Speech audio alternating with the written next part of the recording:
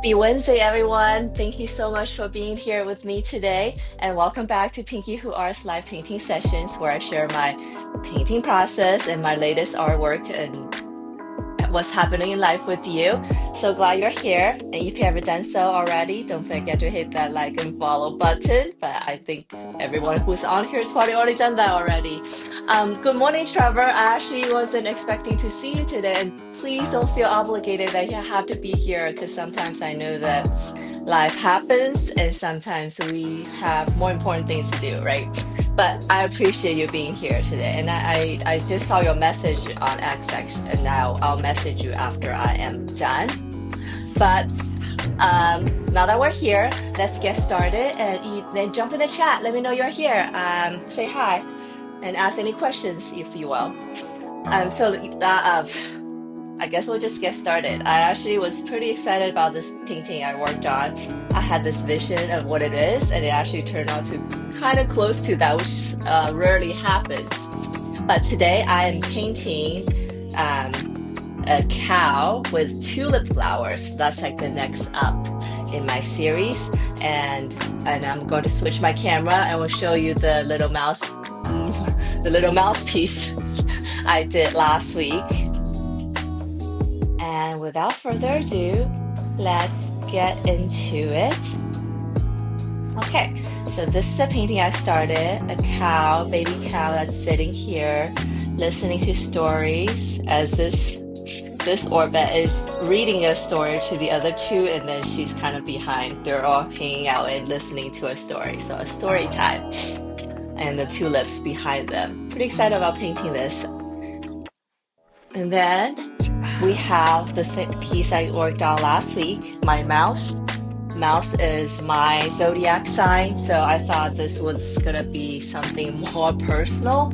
And I was looking at today, and I was chuckling to myself. I was like, is this how I feel on the inside? Like, this mouse might be all cute and innocent on the surface, but what she is doing is kind of sinister. Yeah, chasing away these two beds running for their lives.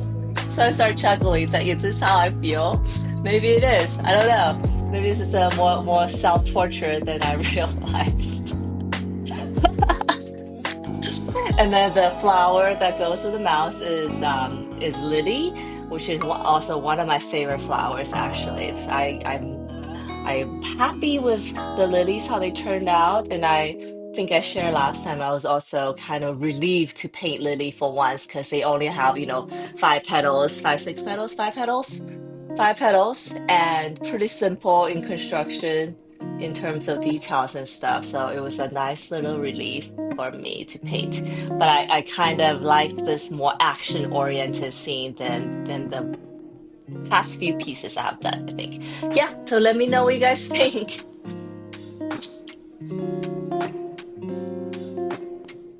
And then today we're going to get into the cow.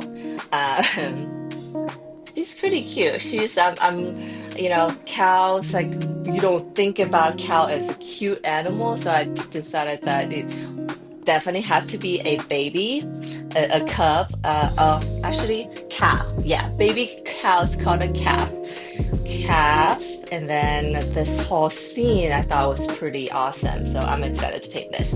But today I am going to start with the flowers, I think. We're going to do the flowers, the leaves, then the cow. Or should I do the cow first? Okay, maybe I'll do some basic wash on the cow first and then get into a flower so you guys have a better idea what it is. Yes. Okay, cool. Let me make some colors. This brush I want to use today. Yeah, seems alright.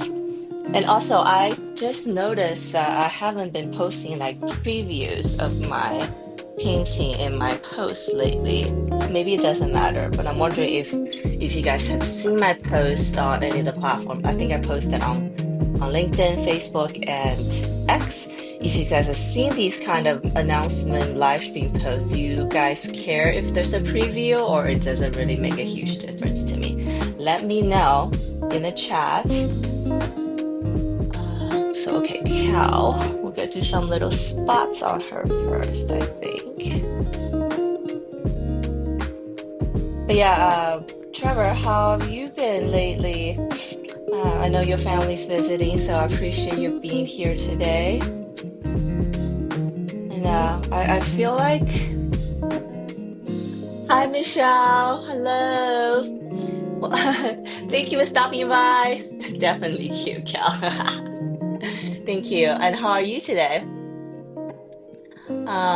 Yeah, I was just starting to say to Trevor that today I feel like, I don't know, is it just me or I feel like are you guys having a hard time with life? Because today was my one of my friend's birthday and texted her and then she just told me all these crazy things that's been happening in her life. Kind of crazy, and I think she's going through a hard time. And then I saw Trevor's messages, and then I just was like, oh, I feel like there's something pretty, I don't know, not so nice going on, maybe in the universe right now.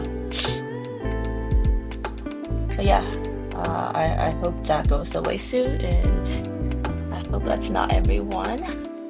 And Michelle, I did put some crystals around my bed, and I feel like I've had pretty good sleep since then. But maybe it hasn't been long enough for me to notice yet. I did. I found a rose quartz and a clear quartz, so I did that like you instructed.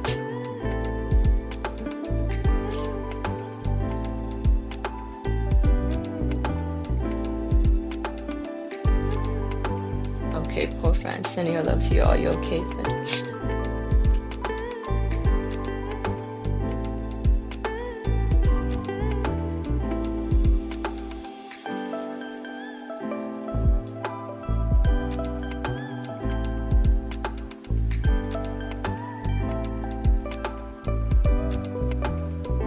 So I live in an area. Oh, hello, Schizotoga. Schizotoga is on Twitch and he's saying hi. So hello, Schizotoga. Welcome. Welcome, welcome. I am starting a painting of a baby cow, doing story time with my orbits. This one's reading a book, and these three are listening. Pretty excited. I actually, when this whole composition came together, I was like, oh, this is gonna be awesome. Sometimes you know, sometimes you don't, sometimes I don't. Maybe cleanse them on a sunny day whenever you change your sheets, set the crystal out in the sun. Oh, I love that. Looks beautiful. Oh, thank you. I hope you'll become more beautiful as I add more layers and washes as we go. So believe it or not, I actually live in an area where there are lots of farms and cows and whatnot. So I actually see cow pretty often in my life, pretty often on a daily basis. And so spring was the reproductive season. There was tons of baby cows, seems like everywhere, and it was pretty cute. Sometimes it makes me sad though.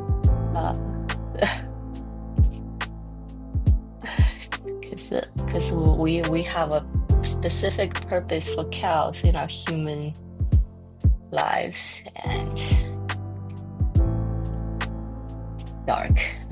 maybe a little dark for today. Try to keep it light today since sensing that it's a kind of a dark day shaping up. Also, I just came off of my cleanse from remember I told you I was on a cleanse last week? I just came off of it. So I think when I was live last Wednesday, I was just starting. So I think, Michelle, you're totally right. All that like icky feeling might have been the cleanse talking. And then by Friday, so day 5, by day 5, I was on a high, basically. I felt so energetic. I just felt like I was doing everything double time, basically. It was awesome. And that pretty much kept going until I had to get off the cleanse, because I gotta eat at some point, even though I actually was kind of sad I had to start eating again, because that feeling was euphoric, let's say. And it lasted for days and days and days. But today I had some real food, and it was like not even that much. Just like I made some soup because I'm easing back into it, and I immediately felt something in my body. It's pretty crazy. Like which just makes me I bring this whole thing up because I was just thinking about how, because we're talking about cows and etc., and it just made me realize how much crap that we're probably eating on a daily basis that's in stuff that we don't probably even realize. Because case in point, I had the first-hand experience. As soon as I start eating food, like it just didn't feel good. But granted, I know that I've eventually had to eat because if I don't, I'll probably die. And I'm not trying to be anorexic or anything. But yeah, that's kind of got me thinking. I definitely will try my hardest to eat clean and to eat more sustainably and just be more mindful about what I put in my body going forward, which was kind of the whole purpose of this cleanse. A mind-body reset back on my trip. Yeah, I felt super cleansed, and I was kind of totally expecting like feeling lethargic and just feeling crappy, but I didn't. I just felt so great. And I was thinking about all these things about life and my friends, relationships, and how like I felt some clarity when your body is like not processing crap food. I really don't like how I feel after a year. I think I'm an alien, maybe a chick, perhaps just need to live on photosynthesis. I wish, Michelle, I wish. I don't know if I've said this live, but I tell my friends and my husband all the time that I wish I can just like attach a tube to me and you just drip nutrients to me and I don't have to eat, because eating for me personally is, I know a lot of people derive such pleasure in eating, and it is a kind of form of art in so many ways, but eating for me is such a chore. My daughter actually asked me that. I was like, if I didn't have to cook and clean, I probably would like eating slightly more.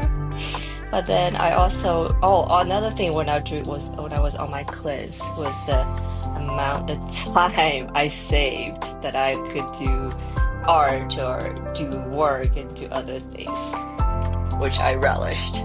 I guess that just means I'm a workaholic in some ways. But yeah, I'm just trying to be more mindful about food and yeah, I didn't feel so great after eating, and it was like I made some homemade chicken noodle soup. It was like super simple, not a whole lot of ingredients. It might have been the sodium in it. I like your photosynthesis idea though. Let's all be aliens. Then we'll all be green though. I don't know if I'll be okay with being a green person.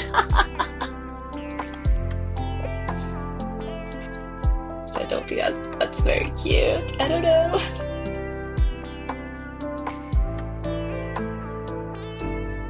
Maybe if my hair is green, maybe I'll be okay with that. If I have green hair, I can just sit in the sun for a while and recharge and be full. It's like any genetic engineers out there, let's make this happen. I think we eat more than we really need to as society and culture, for sure. I totally agree. That was another thing, because I was talking to my husband about it. My husband was like, if you feel so great after not eating, maybe it's a sign that you just need to eat less and just eat less in life. Which yeah, I don't think I disagree for sure. And I also feel like so much of our, especially Asian culture, like so much of our like family events and things, maybe just not just Asian culture, just in general, are revolved around eating. Like, birthday party, we have food. We get together for dinners with our friends and et cetera, et cetera. Like so much our socialness is around food that it's hard to avoid.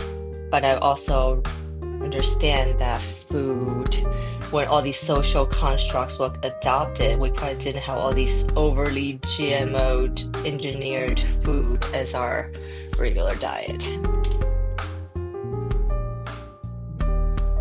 And I'm sorry if anybody who's listening who are like fans of food, because I know a lot of people, I've heard that saying that some people live to eat and some people eat to live. I'm definitely the latter, if you can tell.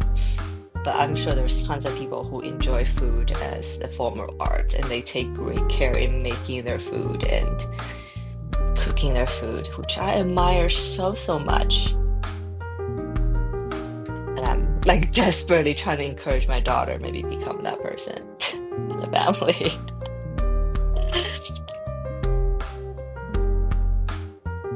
Oh, I'm a luminous alien. Oh, thank you. I love that. I hope so.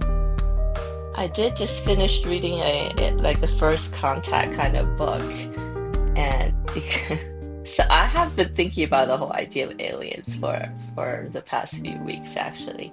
So maybe you guys can join on this conversation. How come every time we have aliens in pop culture, in TVs and books, it's always like some sort of reptilian, some sort of ugly, weird thing? How come aliens are never like cute?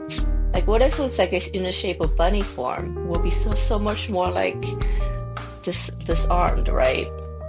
And I guess in our current zeitgeist of things, the alien image out there is your little green man, maybe not green, pale man with like giant eyes and no hair, right? How come like aliens are never like cute? Or is the cuteness a totally a human construct? Thoughts? I love to cook and plan meals and feed other people. I just don't want to keep the home and clean up the mess. Oh yes, I think I don't like. So when I was on cleanse, I still made food for my family here, like not every single meal, but here and there, and I was like totally fine. I totally wasn't even tempted about eating, which I was kind of surprised by.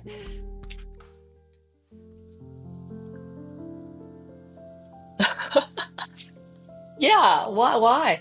I think that might be coming from our innate fear of foreign things just as human beings. Maybe, I'm not sure. But yeah, I was thinking about that. It's like, how come? I'm trying to think of any movies that had like a cute alien first contact. I guess so. Do you guys know about the project Hail Mary? I'm super excited. I know it's like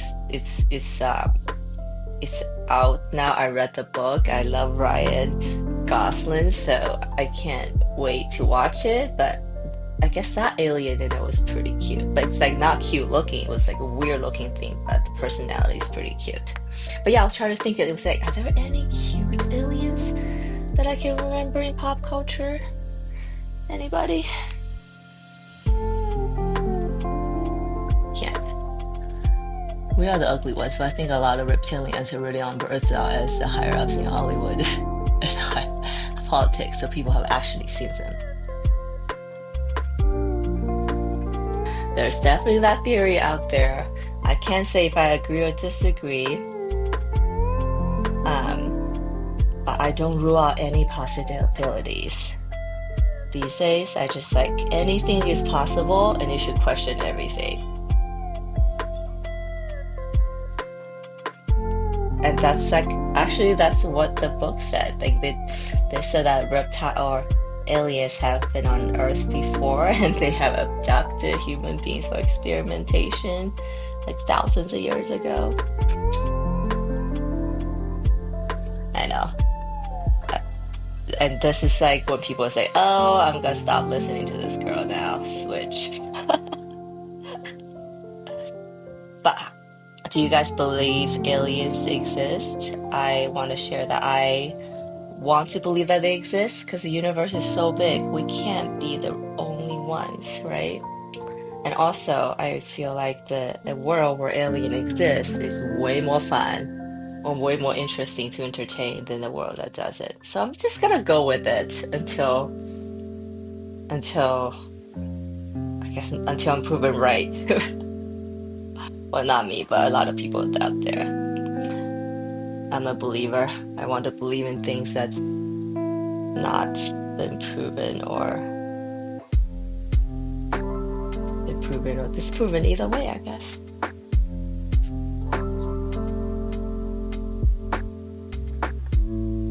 Have you seen Hammered? How do you think Hammered? It's great. Oh yeah, I definitely I read the book. I get like I think I just mentioned that, and the movie is I didn't want to pay for it when it was like $30, but now definitely I just need to find time to watch it now. Yes, I can't wait. It's like Rocky. Just remember.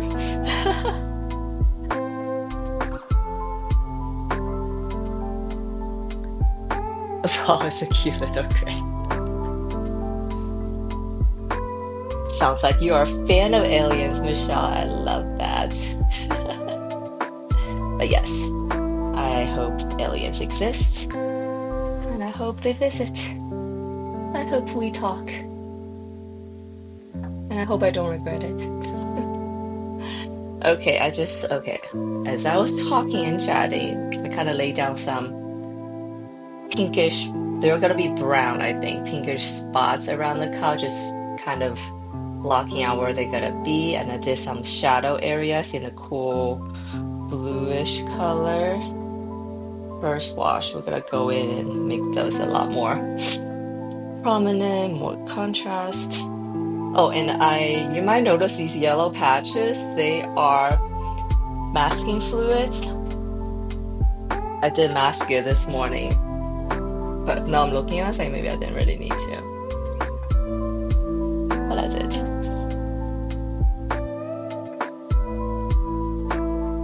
Still okay.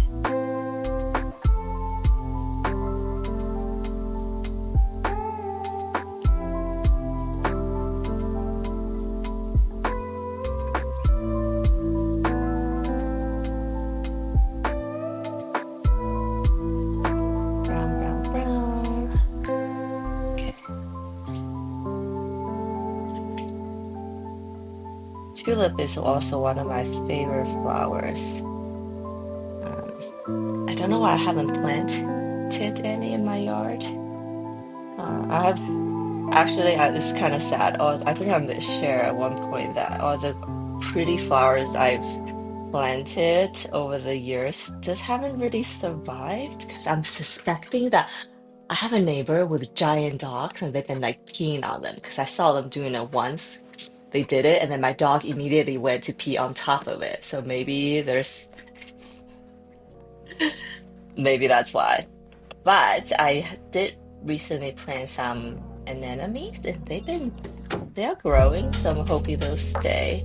But yeah, I planted hyacinth. I planted like 20 bulbs. There's only 2 flowers every year, too. I do think the bulb splits though, so I hope maybe there'll be more of them soon. I planted a bunch of lilies. There's like 1 lily. Actually, this year I didn't even see any lily flowers. I saw them growing, but I think they bloomed while I was on my trip. So I didn't even see any flowers this year.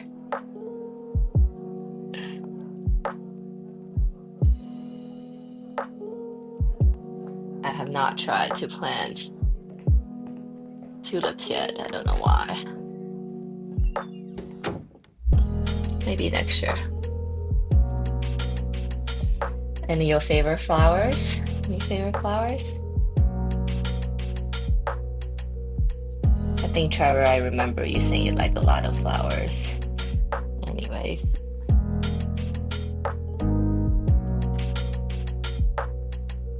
So our neck is in the back. It's kind of don't add too much fold. But I guess baby cow skin is pretty thin, so there will be more folds in. Not too much.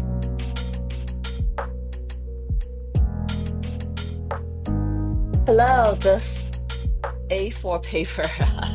Is A4 paper your favorite size? I had to ask.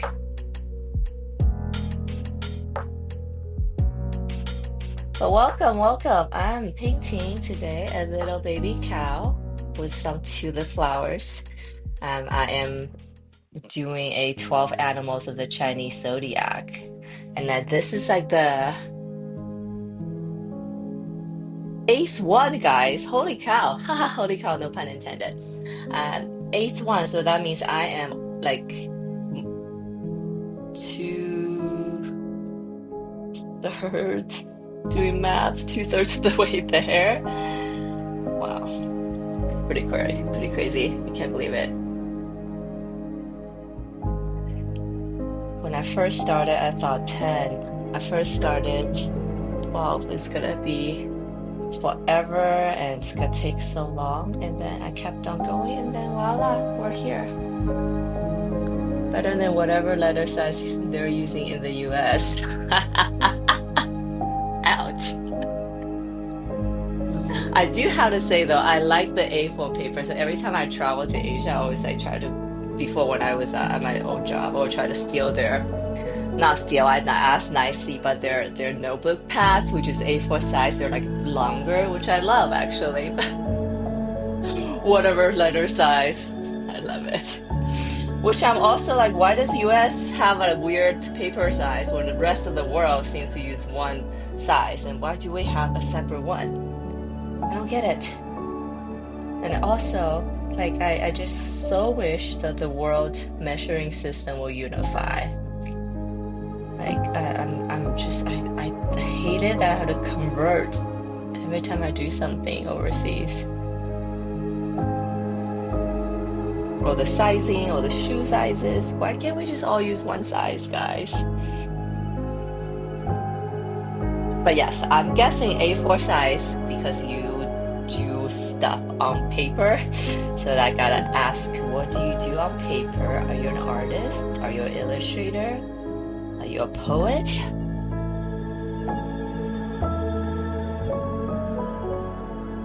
I paint on paper for sure. I've been toying with the idea of go paint on canvas. I just have not gotten myself to it. I need to eventually. It's probably on my to-do list.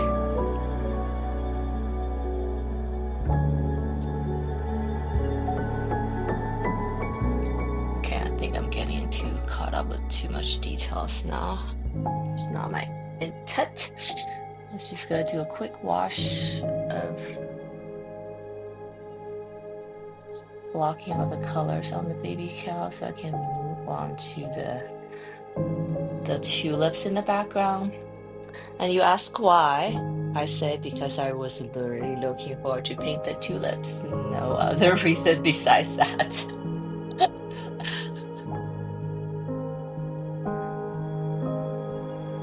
I think with art, you gotta first do what you like, right? Then you can do like stuff that expresses, that explores, that questions. But first you gotta do what you like. Okay. I kind of do calligraphy and journaling. Oh, that's awesome. I have a bunch of calligraphy brush pens that I actually use for watercolor because the bristles are a little bit stiffer, but I haven't been using them lately. But that's awesome. Same reason we don't use the metric system. Because every time I plant to a deer comes along and eat their pretty heads off. Oh, maybe that's why. We do have lots of but just to catch up everybody on the conversation where I was talking about my poor planting flower results because I'm painting a tulip today and it's one of my favorite colors and I don't know. So I don't know. We'll start talking about my poor experience with flower planting, and then Michelle on YouTube, she's talking to me on YouTube, said that the deers eat their heads off, and I was like, oh, wait a minute, that could also be a reason because we do get a lot of deer in our area as well, because I live kind of out in the countryside boonies, whatever the term that you use in your country.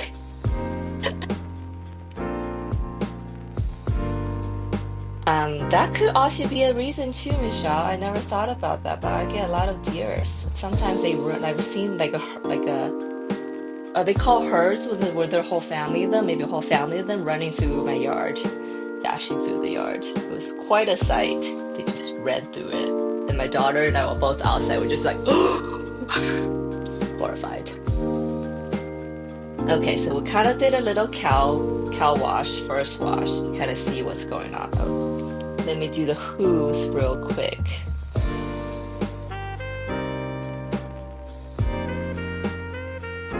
And then I'm gonna move on. Then seriously, I'm gonna move on to the tulips.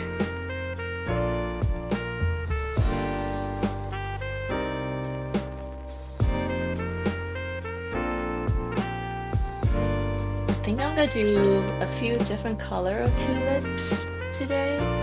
Just talking out loud.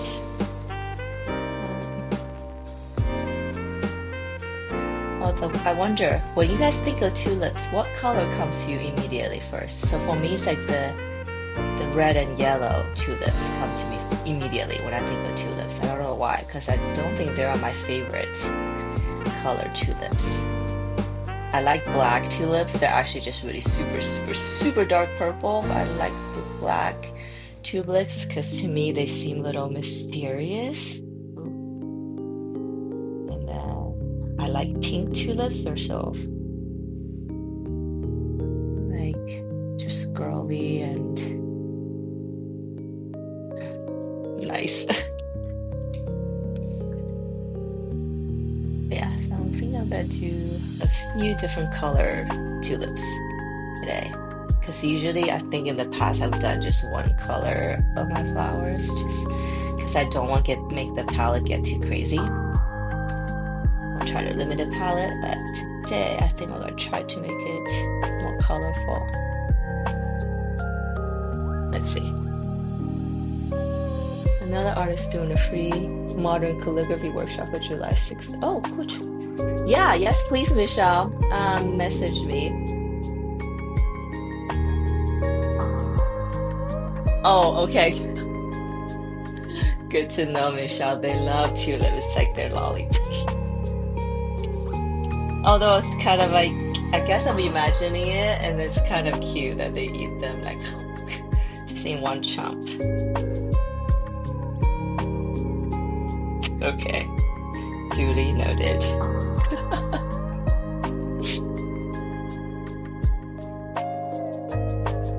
I don't do you practice calligraphy sometimes? I haven't done it in a long time, but because my daughter's learning Chinese, right? So part of that education, I feel like it has to be the calligraphy.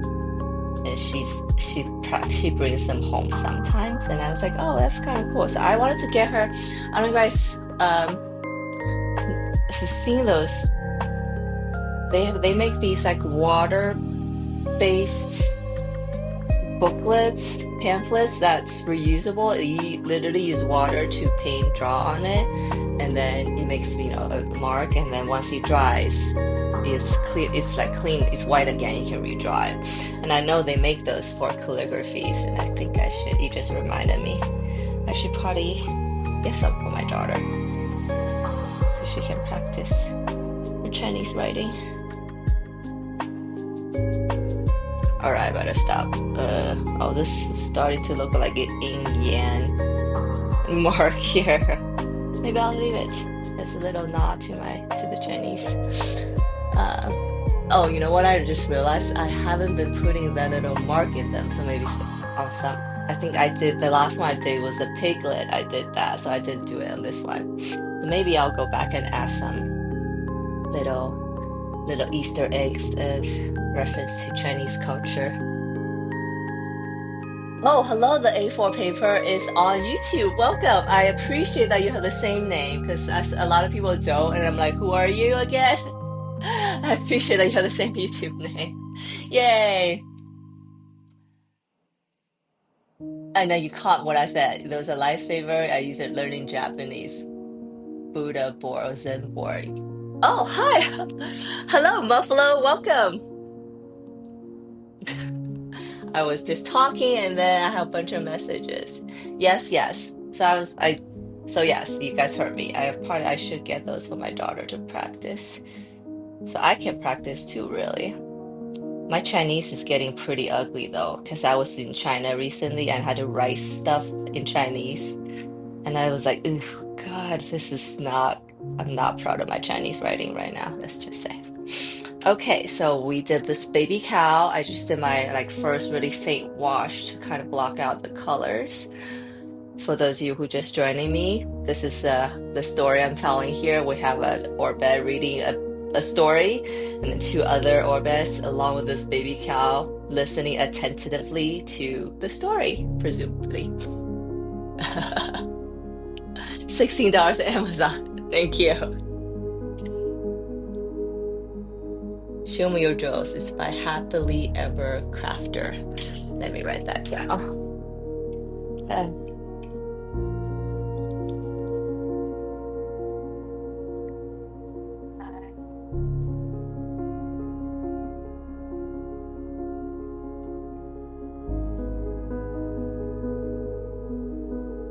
Calligraphy is actually a very like kind of like watercolor, I guess. It's a very spiritual practice in my opinion. Because I think in Chinese say to be a good calligrapher, your mind and your body and your breathing and all that's gotta be aligned to make the best happening. Okay, I always do this, but I'm gonna make sure starting from the left side so my hand is resting on the dry part. So I always for some reason like to start like on the right side and then I was like then I had to realize, oh wait, I gotta go left and that's not good. Okay, I'm gonna go from the right side. There we go. Is this the right brush size? Sure.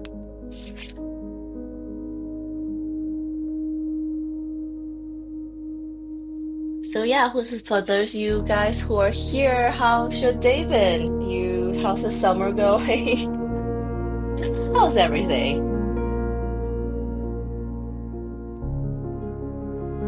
I also had a little announcement. I know I'm almost like ashamed to say this, but I know I just came back from a long trip. But next week I had to be, and I've only been live streaming for 2 weeks back to back after 3-week break.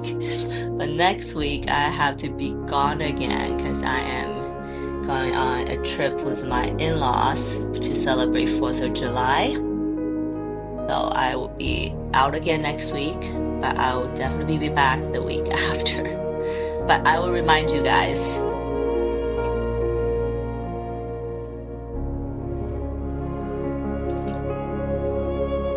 See, this is when the guilt I have is setting in. Like I was like, I should not be away from my studio so much. But I also got to live life. I've got to live life. I'm gonna gently push that guilt aside, and then hopefully I'll get some inspo on while I'm away. Maybe I'll have epiphany or something. I am kind of already thinking about the next series I'm working on. Thank you, Trevor. This next series, I'm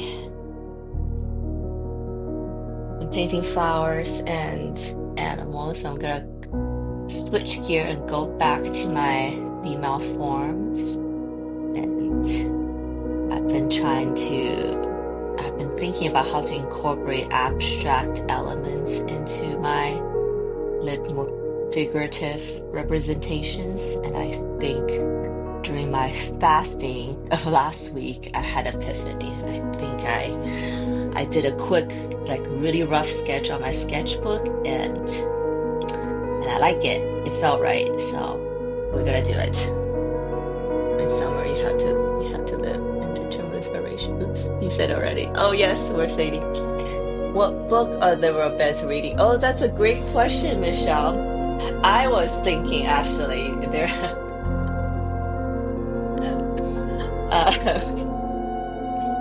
I actually kind of was thinking they're reading a history book about themselves, the history of where Orbeds came from. And then as I said that, I realized, hey, maybe I should do a series on the history of Orbeds, of their origin story and how they came about, why do they exist, kind of thing. I think it'll be fun. I actually, in my sketchbook, have an illustration of the anatomy of an Orbed. like, kind of like a human skull, but with the orbits. And I was like, maybe eventually I will make that into an actual painting as a poster or something. It could be fun, yeah.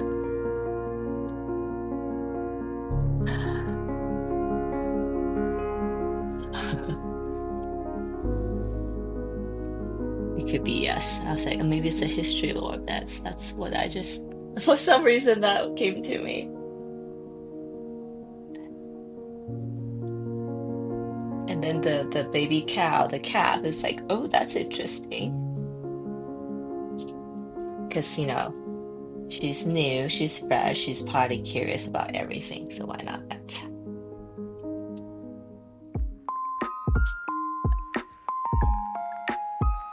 I know, that's a great question, Michelle. Thank you for asking. So I am glazing each petal. You notice I'm doing them. I'm doing this one first, in the middle, because I want them have a chance to dry before I go into the middle one. The middle one's kind of tucked behind the other two. I'm probably gonna go a little bit darker in color.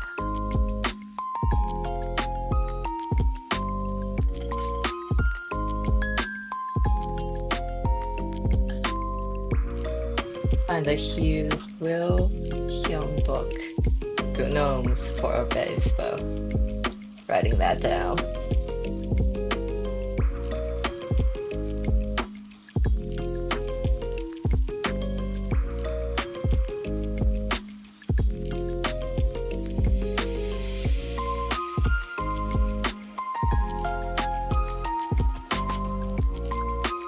If you're a good children's book series, I think you are not the first person who said that, actually.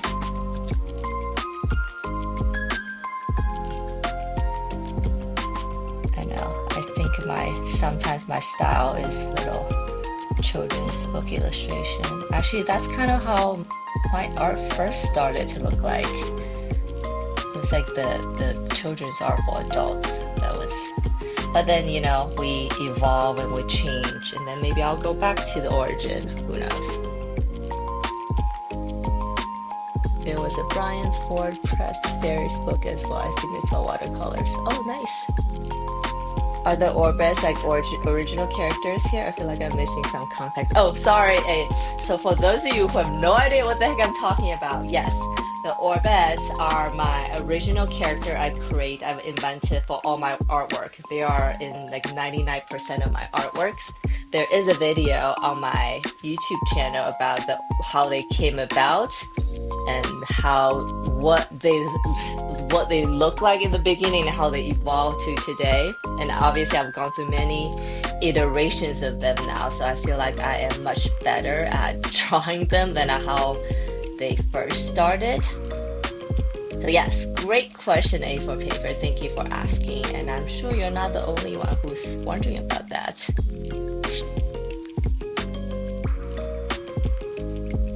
Or maybe you are, I don't know.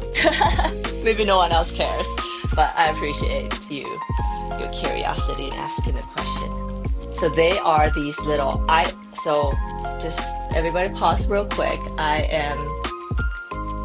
So these are the eyeball creatures, the flower eyeball creatures. Their head is of one single eyeball. They have these petals on top, and then a stigma. I always forget this name. Stigma coming out, and then they have these second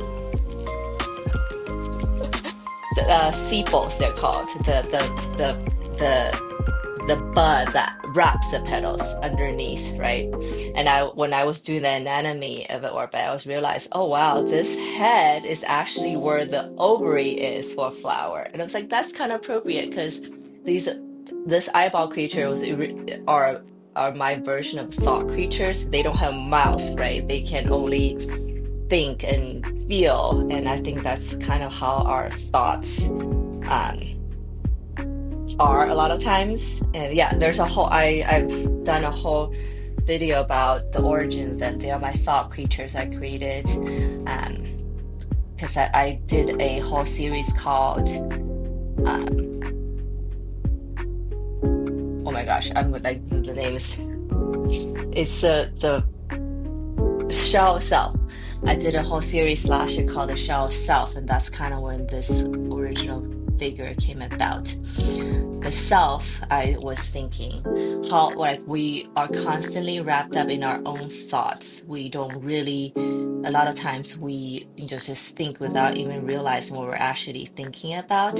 So the orbit was my attempt to put a physical form to those thoughts, and then we as observer looking back our thoughts as an entity. And as I feel like if we as a human beings, anybody who can see our own thoughts as they're happening from the outside, I think we might feel a little bit differently about the things we're thinking about inside our head.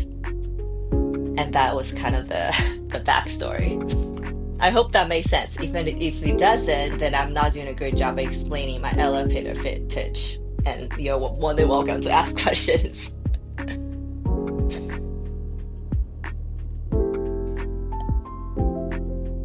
Oh, I tried to Google orbits. It's it's it's orbit.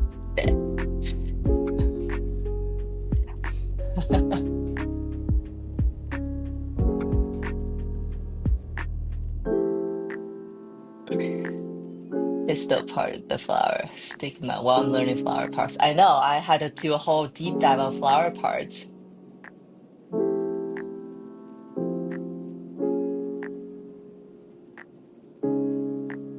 Oh yeah. Oh, and if you're still on here, I can show you real quick. So this is the painting I did last week. So the mouse was the last animal I explored, and this is what they kind of look like. So these two are running away. I kind of always do something different on top. Sometimes they're like antennas, sometimes they're mouth, sometimes they're like holding on to things. So this part is where I have like a lot of creative freedom, I guess. But for the most part, this is their anatomy, and I color them differently depending on the painting.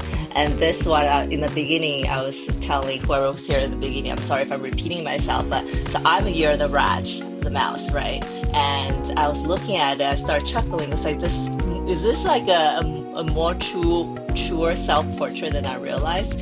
Because the rat is like all innocent and cute on the inside, but what she's doing is like holding a flower stem and chasing these two orbits away, which is kind of sinister and mean. And I was like, is that how I feel on the inside? I don't know. Maybe.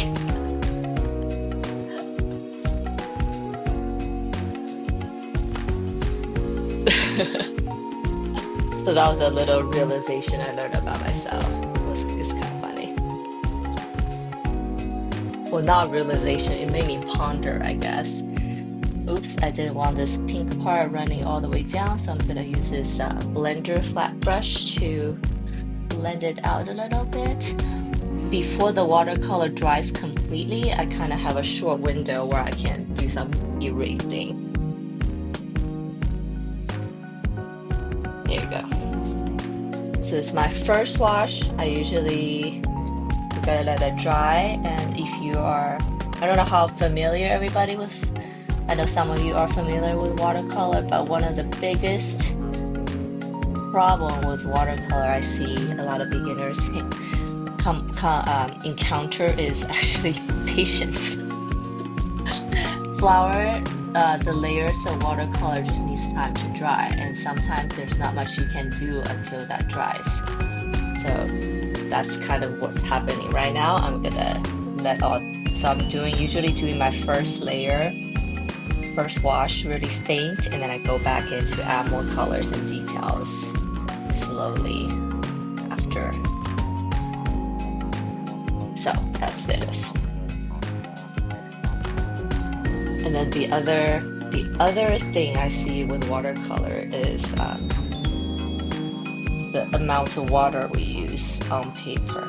Because if it's too much, if it's like water is starting to pool, then you gotta get, when you drop colors in, they're gonna get mixed and muddled really quickly. So I always tell people the right amount of water is when you look at from the side of the paper, there's just a little bit of sheen instead of reflection, I guess. That's when you know you have just the right amount of water.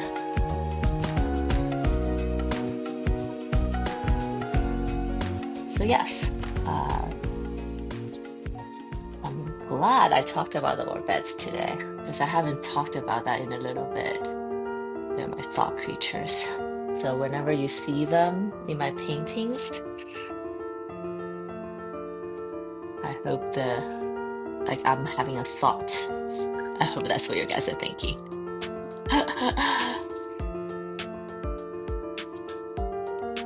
And I always do a glaze with just clean water first and then drop in some watercolor. So this is wet on wet is always my first layer, and then the second layer I might go in with dry on wet, which just means I don't glaze at bottom, I just go in with paint right away. And then the third layer, sometimes third layer I might go in with even thicker paint or gouache sometimes. And then fourth layer, I don't always do fourth layer on all of them. I also just uploaded a new video on how I create depth. So the fourth layer I'll only use on some subjects that are closer, not everyone. So that we have some depth in our storytelling.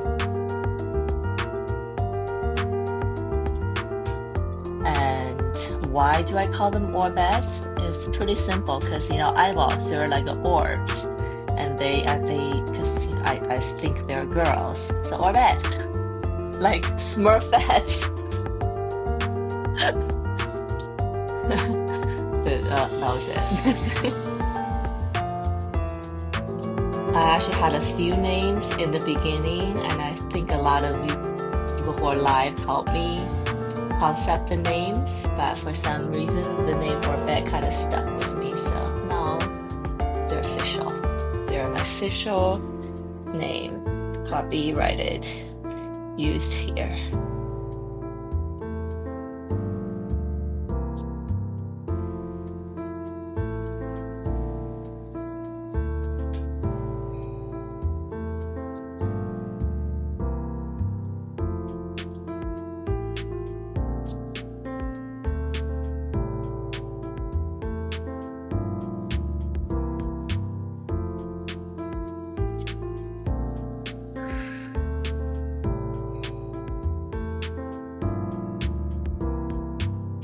Here I'm just doing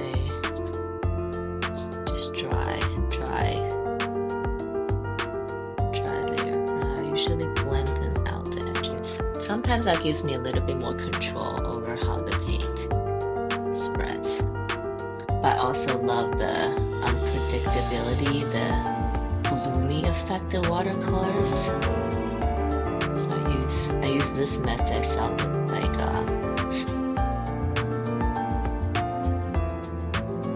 sometimes, depending on what it is. I think that's good for now.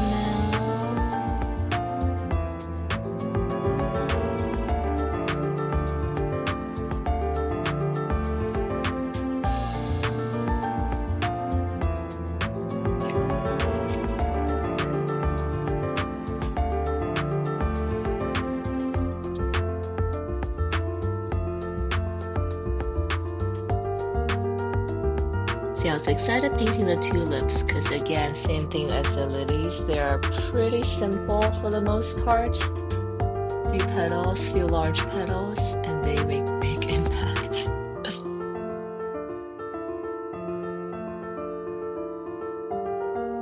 I was looking at my list of animals, what flowers I have to do next. I think all the flowers I have left are not super hyper difficult. I'm not gonna reveal what they are just yet. I mean, I'm still deciding on some. But actually, I think all the flowers I have left to do are not that bad now. See, I've gone through the really hard part of it, so now with the chrysanthemum and with the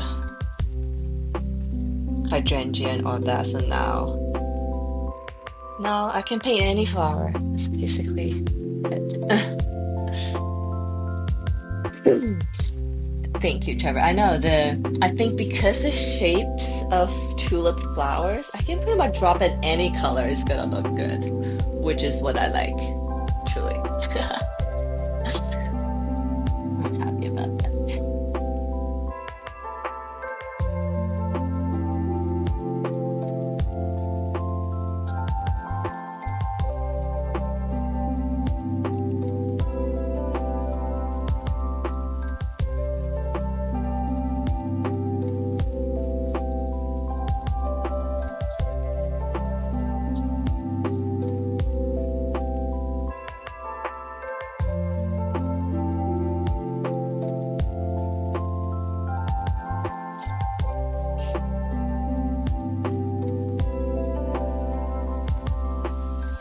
So this flower here, I add a little bit more that Crimson Lake, which is the cool dark red. Whereas here, the flowers down here are a little bit warmer. I'm just switching between different colors. I want to get a range of them.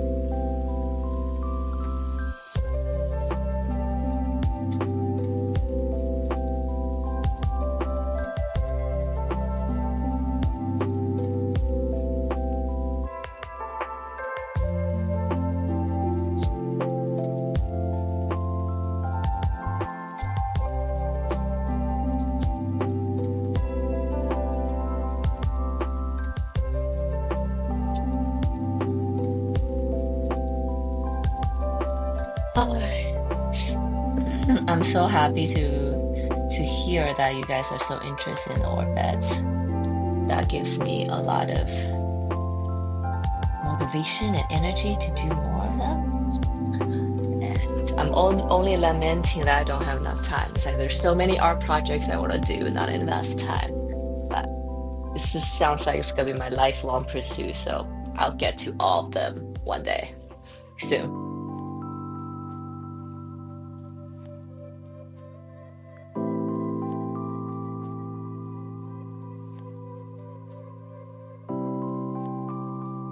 Oh, excuse me. I guess I was thirsty.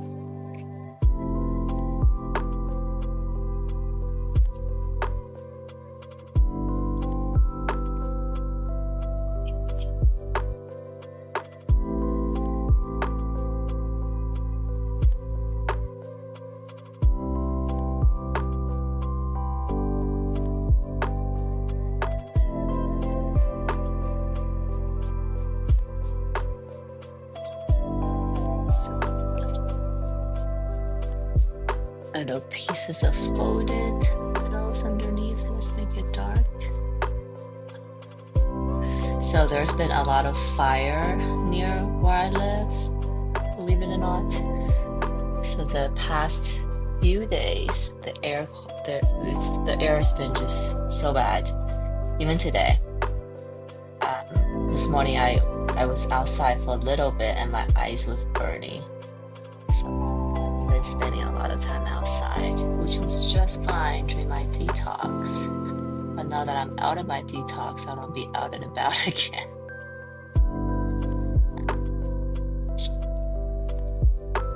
I hope the air quality improves. And also next week I mentioned that it's 4th of July in the US where we do a lot of fireworks and that's a lot of fire danger. So I hope people are more conscientious about that this year.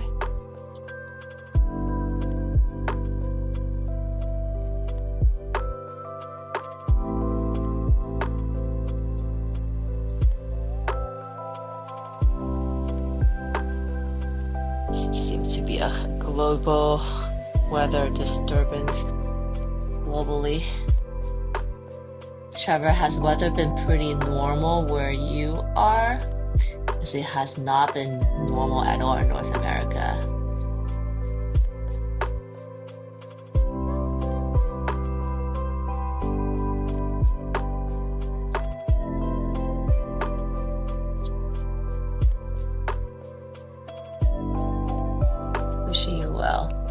Thank you. So far the fire's not near where I live, thankfully. But I know that there are some entire town that's like under evacuation orders and whatnot, which is kind of scary.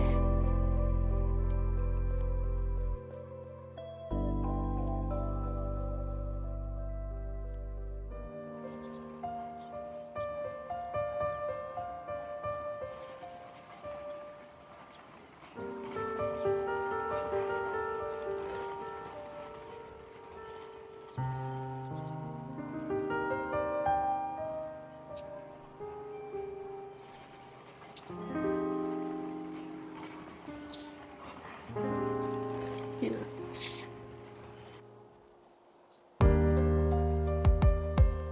Do I like this part so dark? Maybe not. The light hits this part, so it's probably a little lighter here. Let's pick some of the color back up. Then we'll drop some of. Oh, see, I'm not following my own rules. This part is not dry. I should let that dry and then go in. Should part of all this area dry.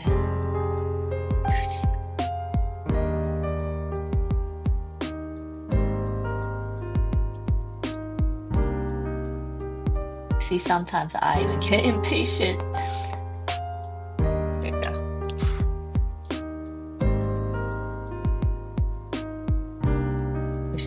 They said it's been one of the warmest years in a while. Oh wow, even Australia too. Okay, so it's been the warmest year. It's been the warmest year for Trevor in Australia. This past winter was like one of the warmest years on record for where I live. So there's very little snowfall, which is also contributing to all the fire dangers right now. Michelle said, we live in a military neighborhood with a lot of veterans and staff. These people like to shoot off fireworks when so many of them have shell shattered. Right.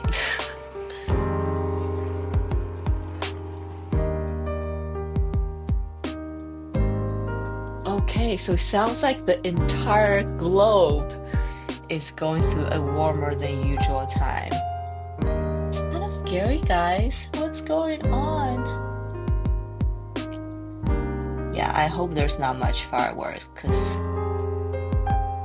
in the past couple so my my husband and I have this like really against fireworks rule in our house, and I'm sure my daughter's not happy about that, but the fireworks are so expensive, and then you burn them off for 2 seconds. You're literally lighting money on fire. And we're just like not okay with that. Whether it's silly or not, you guys can make the judgment, but that's kind of how we feel. So we never really shoot off any fireworks, but we do get sparklers though. They're fun and they're safe.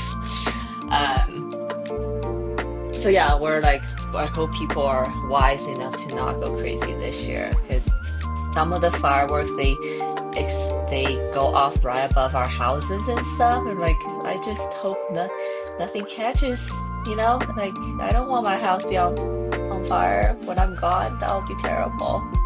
So yeah, fingers crossed that people are more wise.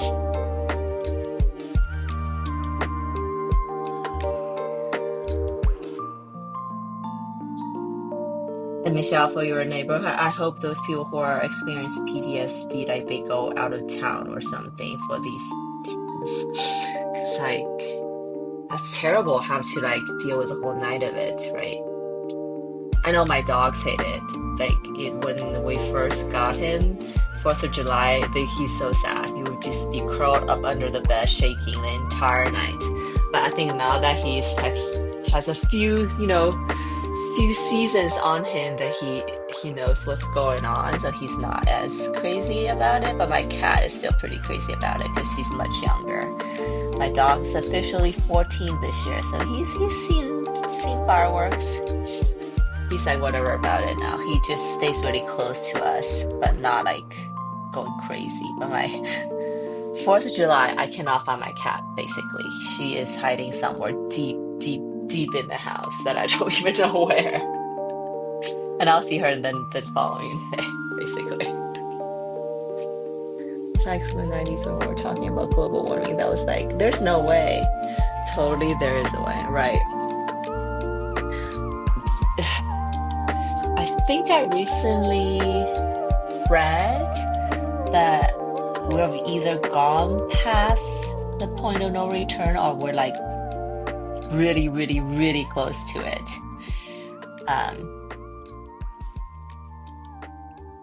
So I don't know what that means for our future survival. But it's definitely happening. And this year, man, this is like it's warm. And apparently it's a global phenomenon, so it's just not isolated. So that's concerning. Oh, and I just read an article saying that. So Antarctica right now is supposed to be like the coldest time of the year, right? And they just had a whole week of temperature above, like in the 50s almost in the winter. And scientists are kind of freaking out because all the ice are melting in Antarctica, which means sea level rising for all of us, which means disrupted wind, ocean currents, disrupted, just disrupted everything. Bad things happening. In our language, it's called cold fire for some reason. And when I was a kid, I wanted to know if it's really cold. It's not. Oh, that's interesting. And what language is that? A4 paper, if you don't mind me asking. Fireworks. So sparkler is called a cold fire. That's interesting. I think sparkler makes more sense, right? You know, fireworks, they blow up, but sparkler just like sparkles. I think that makes sense to me. And no, it's not cold. It's just like, don't touch it. It's just still burning, you know? And I hope you find out I hope we didn't find out the hard way. Hi. Cool. I think the written Thai language is probably one of the hardest language to read. But to me, my native language is Chinese, but I think I am probably more fluent in English than Chinese. Oh yeah, I think I mentioned that my Chinese writing is really bad. But that's interesting. I did not know that. I learned something new.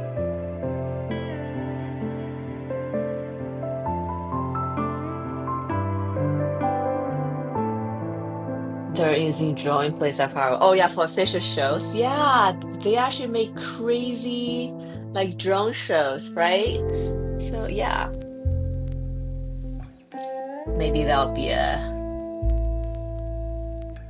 hopefully that'll become the norm in the future. At least for the official events. I don't know if like individuals will have the resources to have like hundreds of thousands of drones, but at least for those like state-sponsored fireworks shows, they can use drones. And I think they're fascinating. They can make way more shapes, you know? So in some ways they might be cooler. They are cooler in some ways. They can spell like make faces, spell people's names. It's harder to write, to be honest. I know. Many history baggage and duplicates. The rules for reading are consistent at least. Oh, interesting. I did not know that. So I don't know much about the Thai language. But I know that when I look at the writing, I'm like, this is crazy. What is like, is there like a origin of, what's like the origin of Thai language? Did it evolve? Is it based off of anything, or is it evolved in isolation kind of? I don't know if I'm asking the right question.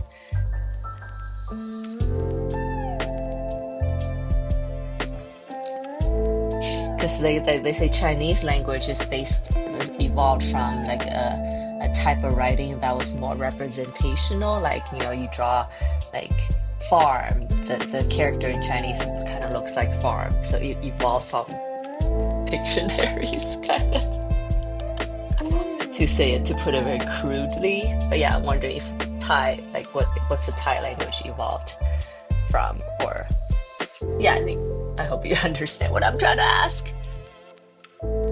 There are many ways to write a sound, but one way to read. Oh. Oh, so the writing is kind of informing you how to read. And then when you read it, you kind of get the meaning. That's kind of like Korean too, I guess. So the writing in itself doesn't really mean anything, but when you read it together, it forms an idea. Did I get that right? Because Chinese, like the reading and the writing and the reading. I'm trying to think.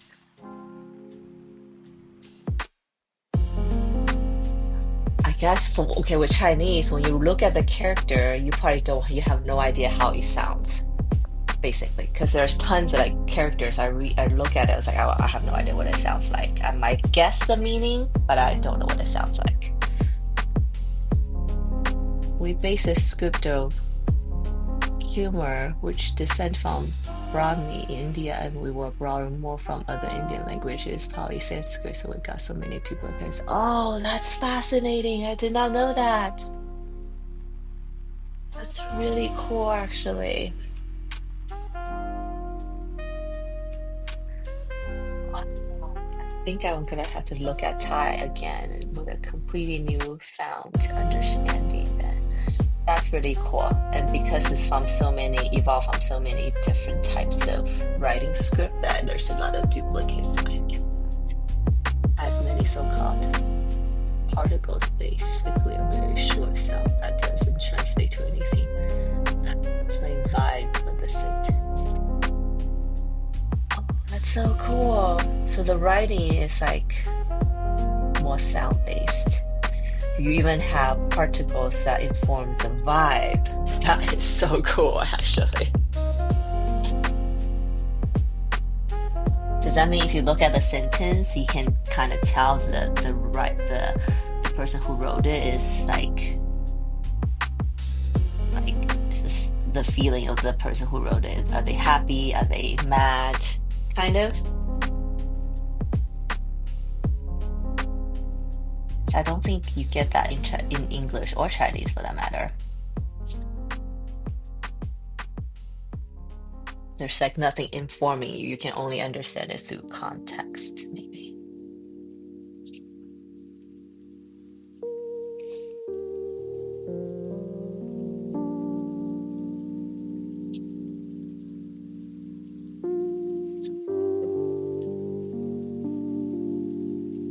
And then I know that in Indian language, at least Sanskrit itself is considered like like the writing itself is considered sacred, right? There's like a spirituality in the writing itself.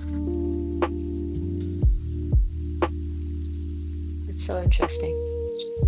Okay, so we have 1, 2, 3. I'm progressing through these flowers at a decent speed today. Decent.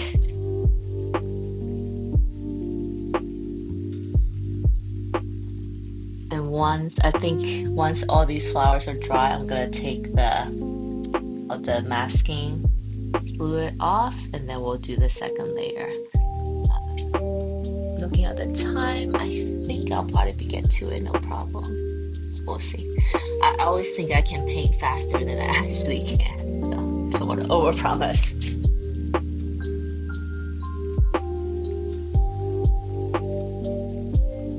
So let's make this one maybe a little bit darker.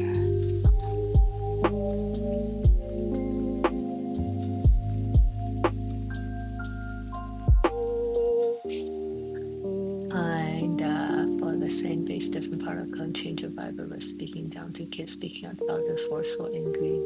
Just Sounds good, Michelle. Have a great rest of your day. Good to see you. Bye.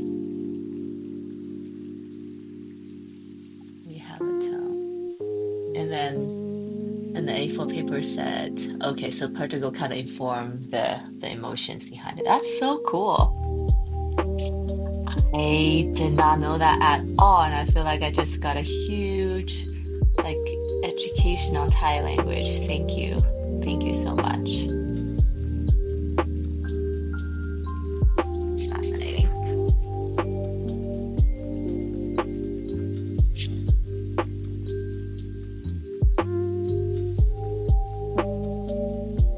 So when did you learn English? A4 paper, if you don't mind me asking.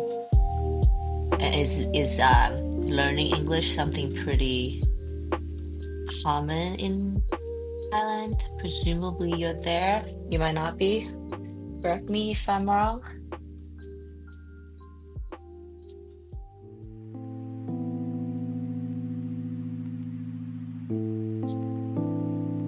I look too red. Maybe a little bit.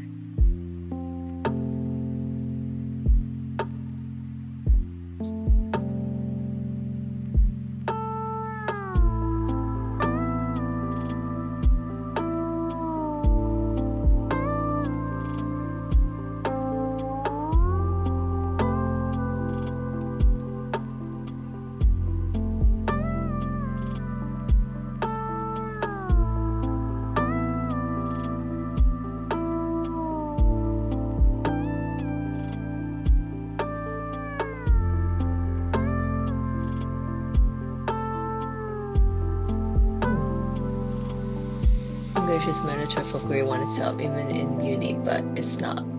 But it's not. That's really cool that it's mandatory, but why is it not good? Is yeah, curious. Why is it not good?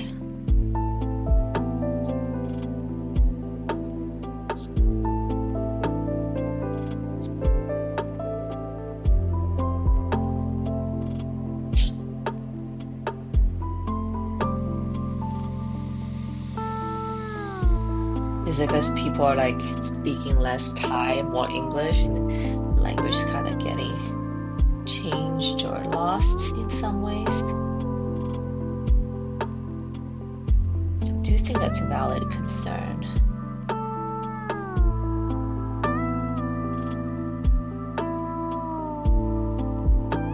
See, this is like all this information, like what we're talking about with A4 paper.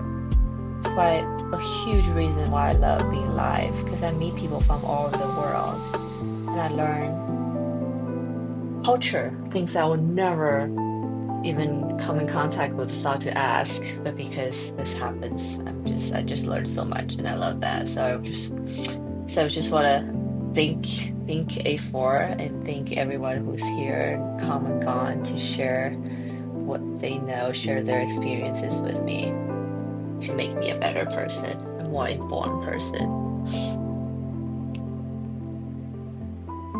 So he says, oh, there's not enough real exposure. Oh, okay, so you're saying the quality of English, there's only so much grammar you can teach. It's just repeating the same material over and over again, 12 years, and hardly anyone can speak English.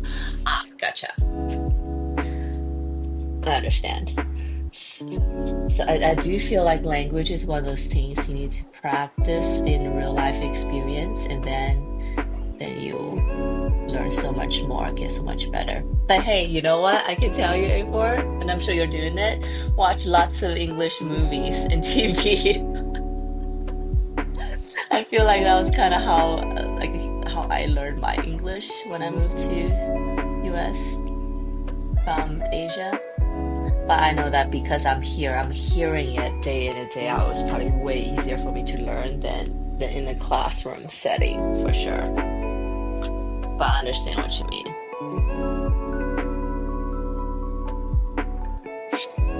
How I learned English was I was in high school and I was reading basically trash romance novels. And because those are like tend to easier to read than other subjects. And I'll have a dictionary in front of me. Every time I see a word that I don't understand, I'll look it up in a dictionary. So the first book took me forever to read, second book forever, then slowly I was going through the books faster, and then slowly I kind of learned how to read English that way. Because once you learn how to read it, I feel like the speaking becomes a little bit easier, maybe. Actually, I don't know if that's true. Did it become easier? I was really shy about speaking it, but I was in school, so I had to. Average English score in national tests is like 30% in 4-choice tests. Oh, I see.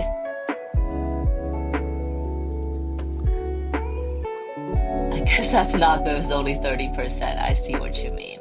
Maybe we need to revisit how the English is being taught, maybe. Yeah, I think maybe revisit how the English is being taught. I know, not that you have a control over education system in Thailand or anything, but it sounds like there's a lot of teaching about the grammar and the in classroom material, but not enough like real life practice, maybe.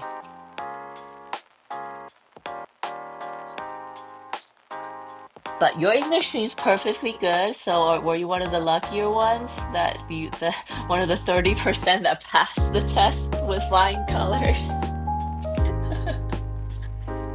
Yeah, you sound great. Even just through typing, your sentence structures, the words you use sounds great.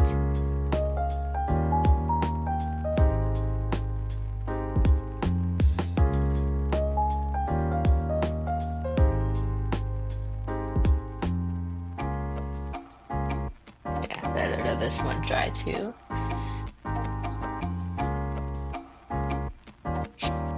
Let's do a check. Ooh, okay. Yes, these blooms, they look delicious. Maybe I'm hungry, but they look yummy.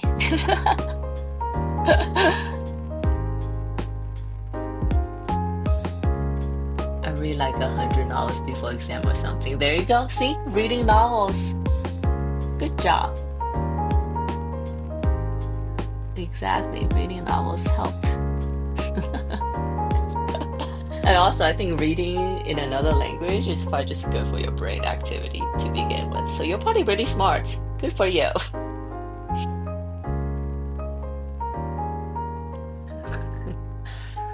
Are tulips edible? Probably not to humans, but I don't know if you're here, but Michelle is sharing, Michelle is sharing that deer, single, it's a plural, is the same, it's also deer, that they are delicious to deer. And I was just kind of thinking about that. And then she made an analogy as tulips are like deer lollipops. And I guess I started thinking about lollipops. You know, the brain just travels from one place to another for no particular reason. Sorry, I caught you off guard. And if that was a random comment.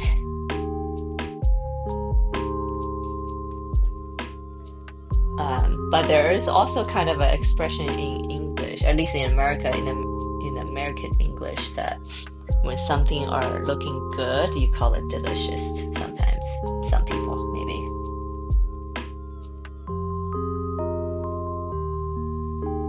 Also, I want to ask, like, just being on YouTube, just like conversing with other people, you probably hear a lot of like idioms and colloquialism, which is like the things that people say locally that you might not learn in books. Does that help you learn these things, I wonder? Because I had the hardest time with those things. And I think that's a common thing for any new language learners. Like that was the idioms, the colloquialism is the hardest thing to master. Because that's kind of like separates a native speaker from a foreign speaker. That makes sense.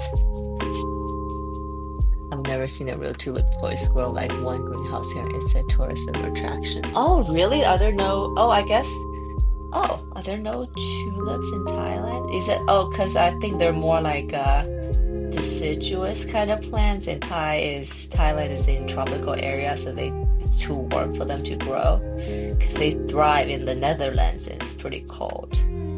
It's pretty cold where I live, so they do well here. But the season's really short. They only bloom for like a week or two, then they're like gone. I've never seen actually no, I've seen a tulip once in China. They had like a tulip festival, but then once I moved to the US, they're pretty common. That's so interesting. Yeah, too hot. There you go. That's fascinating. So have you seen like flowers like tulip, like lilies, like irises, those I call them the bulbed flowers. I guess you've never seen those either then, right? Well, I hope you visit the place that has those flowers in the spring because they are truly magical someday.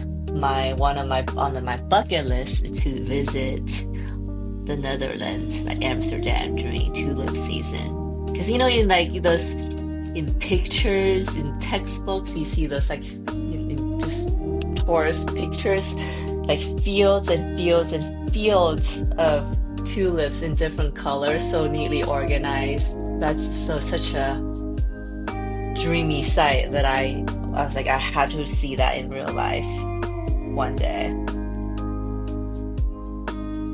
One day I'll do it.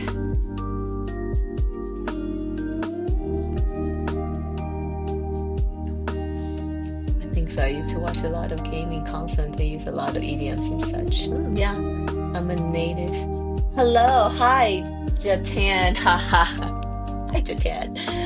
I'm a native English speaker. US and other native English speakers from the same place struggle to understand each other all the time. Don't worry if you struggle. That's true.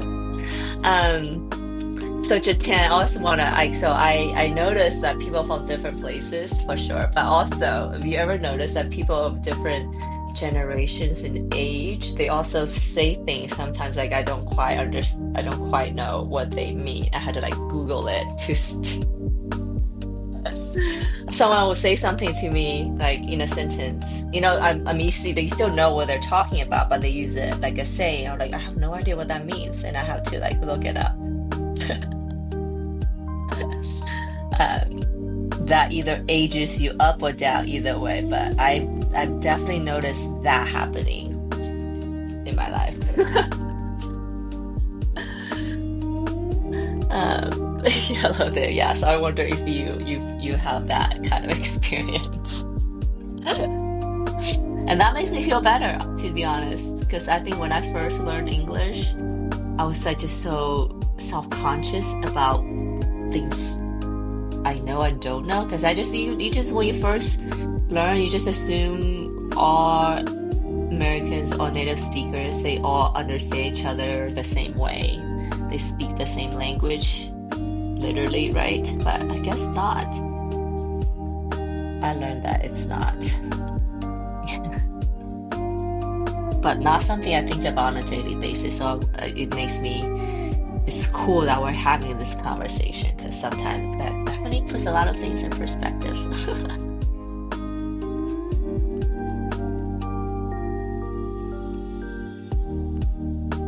Yeah, that happens a lot to everyone. Okay, cool. So you don't think it's rude to just like, what the heck do you mean by that? I feel like sometimes. Again, I think that might be the vestigial of my, second language trauma that I'm always like, should I ask? Is this something I should know? Oh yeah, I say that a lot, just on a daily basis. Like, is that something I should know? Should I know that? If you ask my husband. Okay, so we've got 1, 2, 3, 4, 5, 6. I'm still slowly making them darker, lighter. These two are warmer. I think I need to add more warm color to it. Da, da, da, da. And let's move over here. I'm gonna make these ones more orange, I think. So let me wash my brushes. But yeah, Jiten, I'm so happy you're here. Are you an artist? Do you like art? Um, tell me more about you.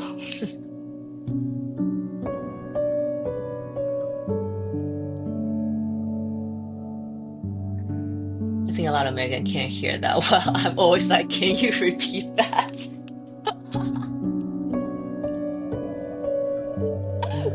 That's fascinating. I always thought it's me.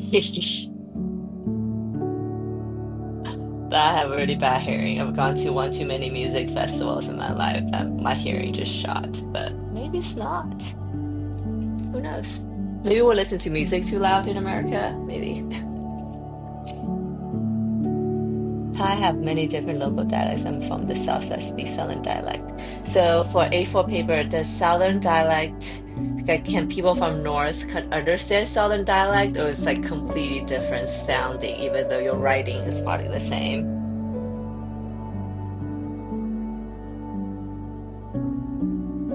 Oh, okay. There you go.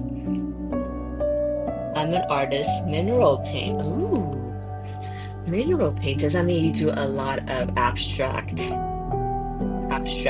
mineral? Do you use what kind of paint do you use? Do you use mineral like pigments and stuff? Or yeah, what kind of paint do you use? Mineral. That's awesome.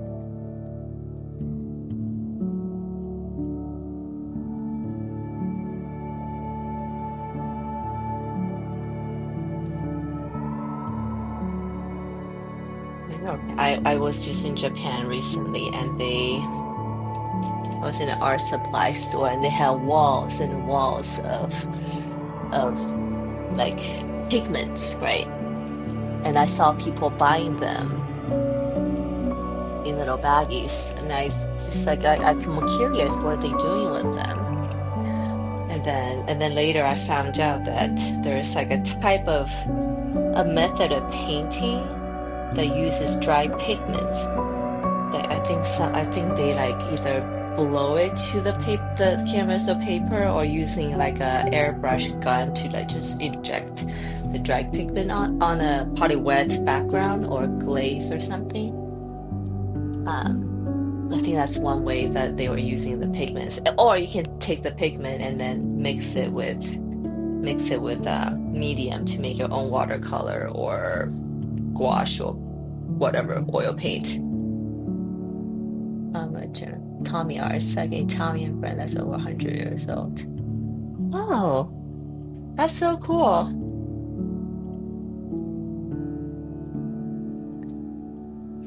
So do you do abstract art, or what kind? Yeah, mineral art is it more abstract, I guess. And then to A4 paper. You said nobody understand when you use it. You thought, okay, so see, that's a benefit of moving to a different place. You find out about these things, I guess.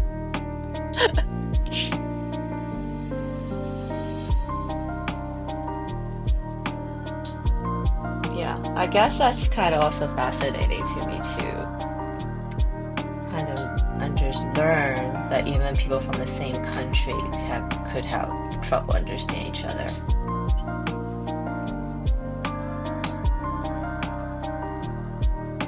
That's how sometimes ideas gets mistranslated or misunderstood, maybe.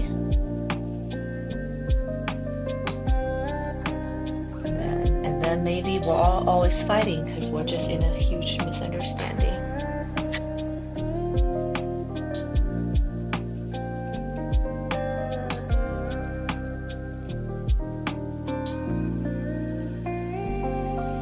Mason jars, lots of vintage color like manure minty green. Oh, yeah, you're right, actually.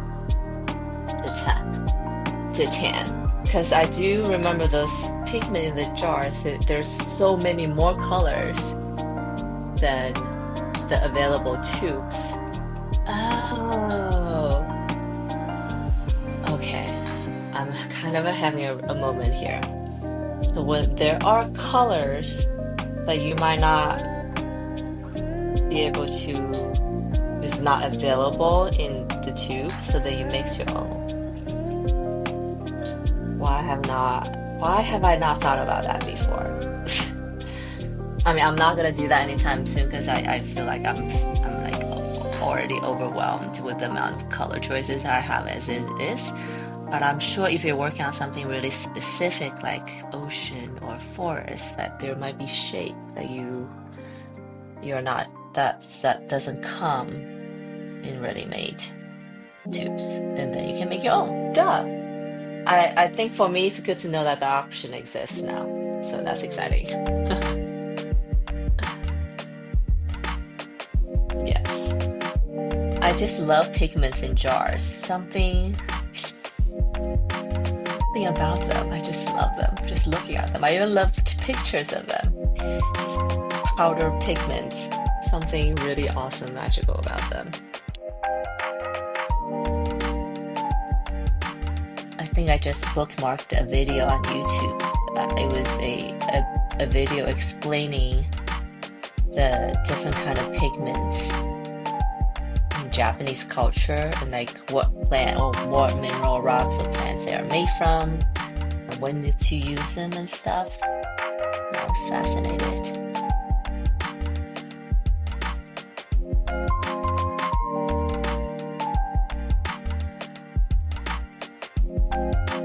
It's like painting with watery mud. Painting with watery mud. That sounds good. Sounds very tactile. Do you use your hands to paint, I guess, sometimes? Or do you use brushes? Or maybe other means? I know artists who uses like fire extinguishers to shoot paint out, I've heard. Or, I don't know, really weird, obscure methods that I can't think of right now.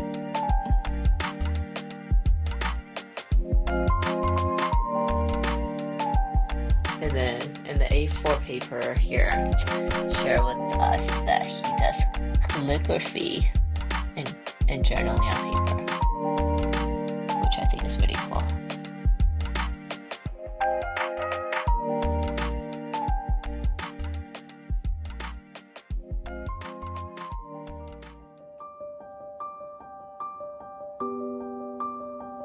Wondering if this color's a little too bright in comparison.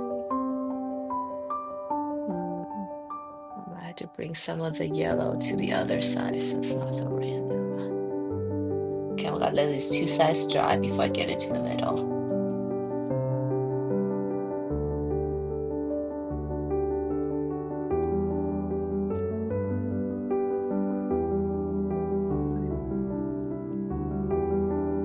It's a goop, not powder, just paint in jars. I like to learn to make my own things though. Oh, okay, goop jars, got it. I use brushes, but it's very viscous and dry fast, so I might pick a clump off with finger. Huh. So do you ever thin it out so it's like flatter on paper? But I'm sure that the texture that it creates with your brush is probably super awesome though. So when the clump falls off, do you put it back on? Or do you just put that back in the jar?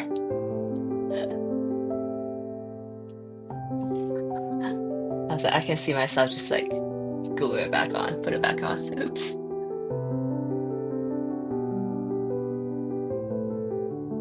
So the way you paint and the way I paint is probably complete opposite, because the paint I use is a watercolor, as you can see, obviously, but it's very watery and thin. It doesn't have a whole lot of, it has texture through the patterning of paint, but not like a 3D texture. Actually, recently just got a whole bunch of mediums that will help me build up texture on paper. So I might try that for my next series, because I didn't want to try it in the middle of a series that I'm working on right now. But yeah, I just got this molding paste, a giant jar of molding paste that I want to build up with gouache paint, texture-wise. I think it'll be cool. For the next series, I think I mentioned I want to do some more abstract texture, at least for some part of the painting, to complement the figurative part or contrast. So I think I want to build up some textures. Yes, and there are jars. I think Clump falls on my desk and then I wipe it sometimes. New texture sounds exciting. Yes, it is exciting, but I'm also kind of nervous about it. Okay, so here's the thing. Okay, for everybody who's watching and out there who's not watching, I think there might be a misconception about how do I say this? Misconception that abstract art is easy.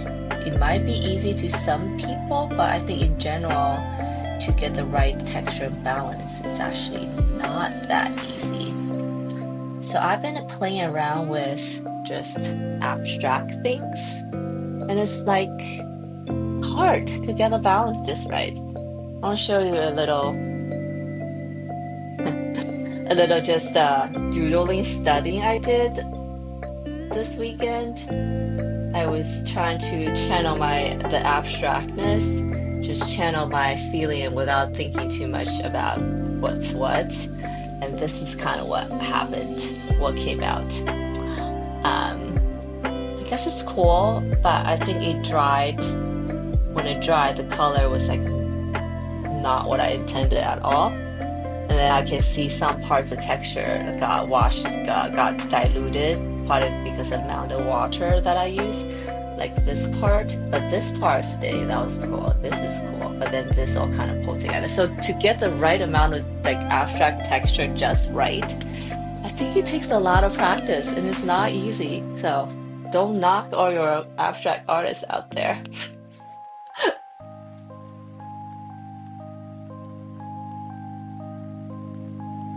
I think new texture sounds exciting. Didn't know you could do that. Yeah. Many people who think abstract is mistook abstract for random. Right. Right. Yeah. So that's definitely something I've learned as I'm trying to do it. That it takes. But I think it's one of those things. I'm hoping anyways, once you get it, and I'm hoping to develop my own style of abstractness to go with my figurative art. And I think if and when it will happen, when I get the balance just right, I think I'll have created some pretty awesome art that day. So wish me good luck. Is this? I think there's some masking fluid on it, I can't tell. Yeah, I think there is.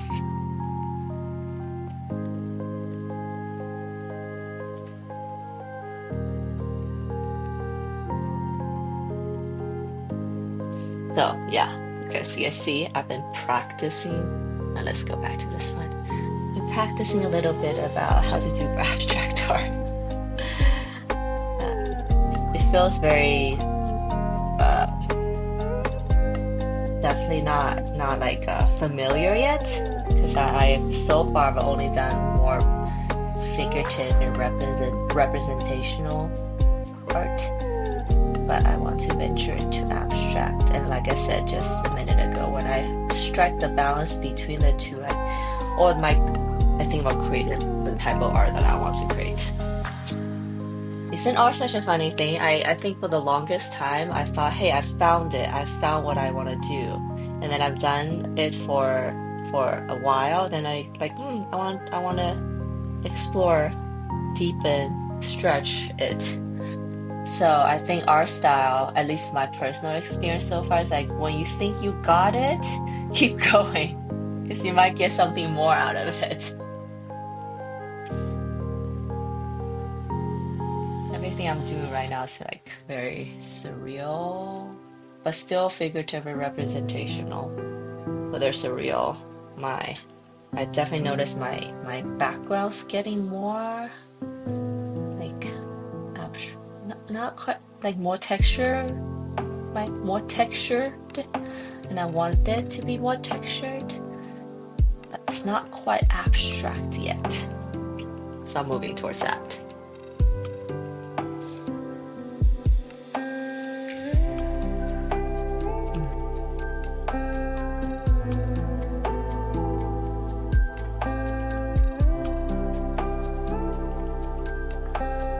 I actually don't use yellow in my art very often.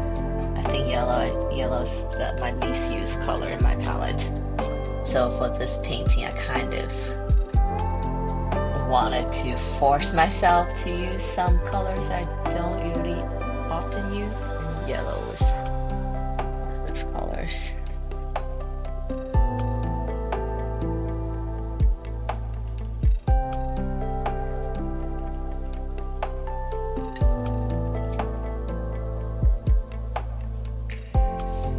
Sorry, I type a little slow. My art's like 30% abstract. That's similar to something. Oh, that's cool. How to check your art out. Your art sounds like the kind of art I'm trying to get to right now. Like I'm imagining like the contrast between abstract and figurative.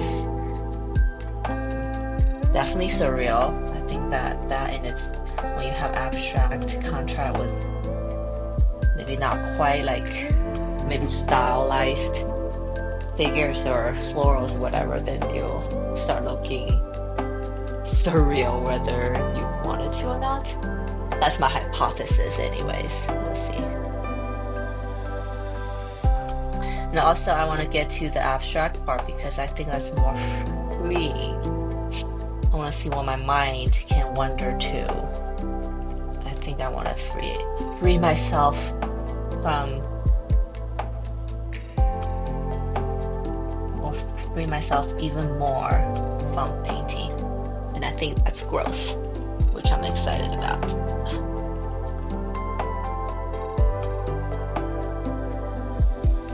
I could leave a link. Yeah, leave a link. I'll click. Or if you I'm not trying to influence you, but if you subscribe to me, I can look at your link when I'm off live. When I get off live. Words.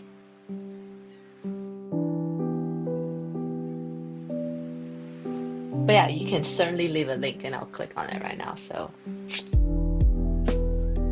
I know, so maybe we can talk about it.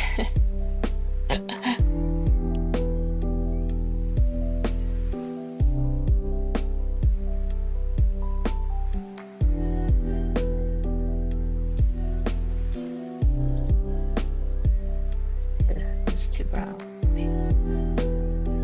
I think I added a little bit too much brown in my orange. I was trying to tone it down for the inside part. Maybe that's too much.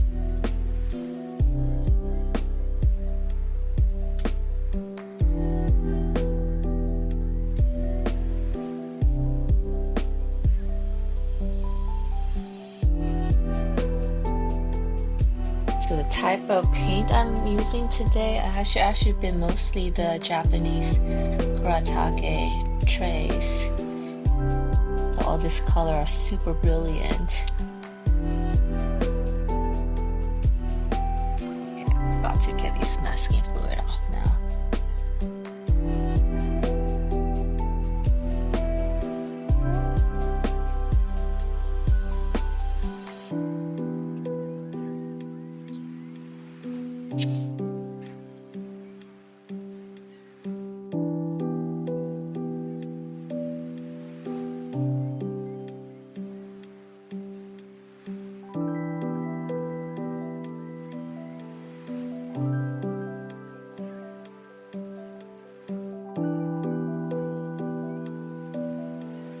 Well, thanks, we get a chance to look. Yeah, for sure.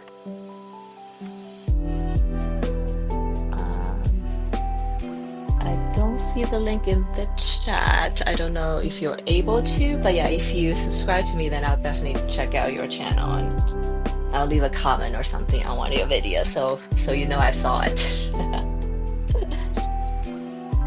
But yeah, you might be able to leave a link in the chat. I don't know.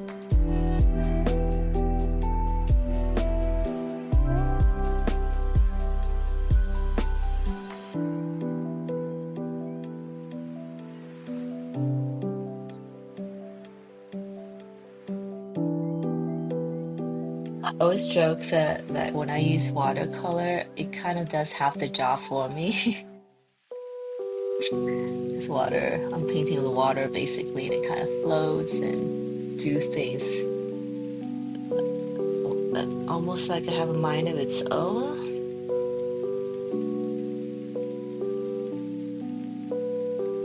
So if you're like a control freak, that probably is something super hard to deal with in the beginning.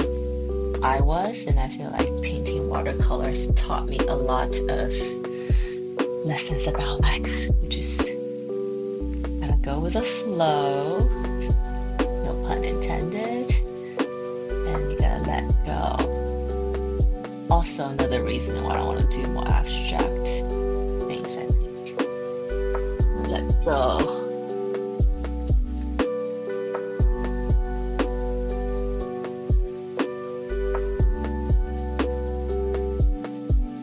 You're a waterbender. Thank you. That's such a compliment. Did you see that show, The Last Airbender? Huge fan. You must if you use that reference. Oh yeah, absolutely. That's kind of my life goal, is to be a waterbender. Has anyone else in the chat seen that show? There's like an anime version, but there's also a live action version they made that's more recent. I definitely like the anime version better. But yes, let me know. Let me know.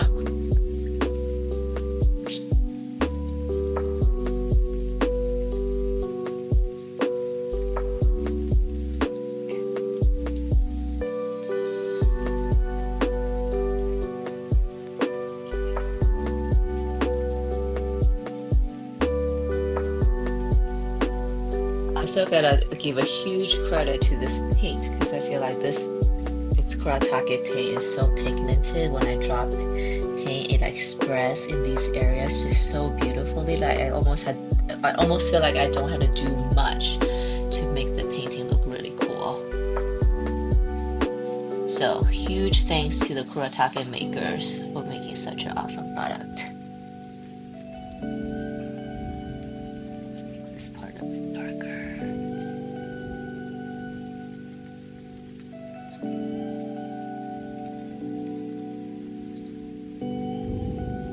I saw the movie version. Nice. Okay, so we all know what we're talking about. Awesome.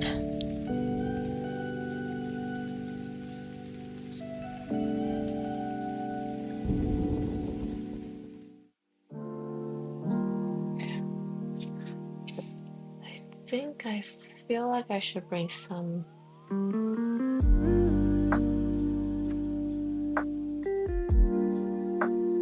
little bit of that yellow to the side, just a little bit.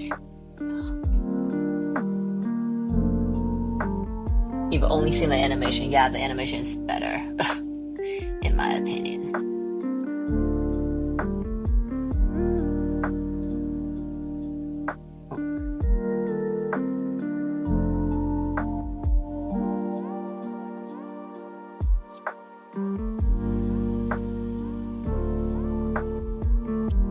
Bring that yellow over to the side just a little bit so there's a little bit continuity. Okay. I have 1, 2, 3 more. 3 more little ones to go. Then I'm gonna start working on the stems and the leaves, and then hopefully the whole thing start coming together. And then I'll start my second wash. I think I'm doing pretty good on time, so I might even get to a second wash with you guys. Again, I don't want to overpromise, like I said earlier.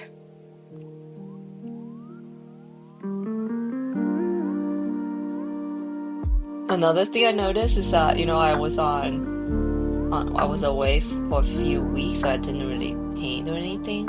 And my first session back, I definitely felt like it was I couldn't paint as long because I think at some point someone said something about they were like amazed at how long I can continuously paint live. And I said that's definitely a practiced thing, not a natural thing.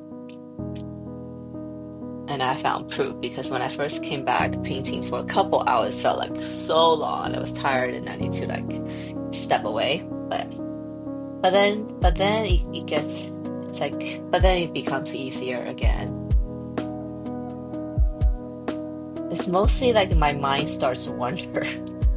Then I get like restless and I'm like I want to do something else. And I wonder if that's the case with all artists. So it's just like I'm not disciplined enough. That's why this is happening. How do you guys feel?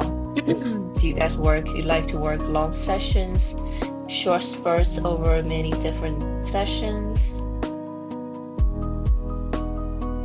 Maybe just depending on the day, depending on the mood. For me, it's definitely a exercise. It's like a muscle. It's exercise. Exercise the thing. It's beautiful. Thank you so much, Trevor. Yes, I just love painting tulips. I've decided officially. They're just so fun to paint. So you didn't hear me like groaning as much about them. I think when I painted the hydrangeas, that was hard. But I'm glad I did it. Because now this feels easy, quote unquote easy. But if I always painted tulip and never try hydrangea, then I'll probably still think this is hard. Life is funny that way. Everything's relative. Nothing's easy if you don't do the hard things, I guess.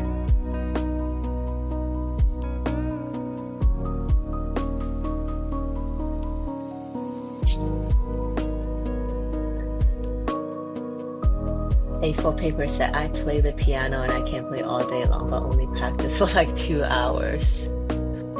Only practice for like you can play all day long. Wow, that's really cool that you can play the piano. I am not musically talented whatsoever. So thank the universe that I have a painting in my life. So you can play all day long but only practice for 2 hours. Interesting. So it depends on the intent maybe. Maybe practice doesn't sound so good. That brings bad vibes, so you don't want to do it for as long. I'm totally guessing here. And then Jatan says he does short sessions. I do a lot of wet on dry, with something, so I had to wait. I want to build up painting for 8 hours per day. I want to build up to painting for 8 hours per day. I feel like we're kind of in the same kind of life cycle things. I don't know if I can do 8 hours, but I'll probably have to eat lunch in there somewhere. But I think it's always my dream to just paint all day and not have to do anything else. And then I feel like that never happens. Why? That never happens, and I wish it would. But 8 hours sounds good. So I think the longest I've gone live was like 4.5 hours, and then I am just exhausted hours afterwards. So halfway is what I've got. But that's a good goal though. Maybe I'll make that my goal to 8 hours a day. Just do back-to-back session. But yeah, like I said, I'll probably break it up to 4 hours each. But I think that's good enough for me. That's still pretty good. But yes, my dream is to just paint all day uninterrupted. That never happens. Because, life.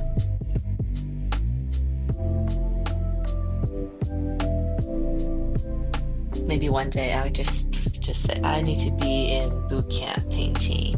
Just lock myself up in my room and not talk to anyone, which I think would be pretty cool. Okay, so here I just loaded so much water in. Good and bad. I think I like how it's spreading. Let's get close so you can see better. I always say that's like a little bit too much water, but sometimes it creates some cool textures. But yeah, in any normal standard, I think that was too much water. So I'm gonna let that dry because if I paint the middle now, all the paint's gonna run in the middle. That's gonna be a mess. Let that dry. Let's paint this flower first. I imagine listening to the same 30-second music playback for two. Imagine listening to the same back for 2 hours. Yeah, that'll be hard, I think. um, I don't know if I have any even comparable experience in my life to that actually, because I mentioned maybe is music one of the only things. I guess the closest I can relate is like when I try to edit some videos, when I try to get like an effect right, sometimes I'll like sit there just listening to the same clip for like a couple hours, try to get it just right. So I guess I can relate in that regard. But then you also see videos all the time like that's not necessary. You should just get it 80% right and that's fine. So, but sometimes I think the perfectionist in me does not allow me to do that, for the better or worse. And then you can imagine on top of that, listening to yourself, that clip over and over again. And then you're just like, oh, I'm just so sick of myself after that. That has definitely happened before to me.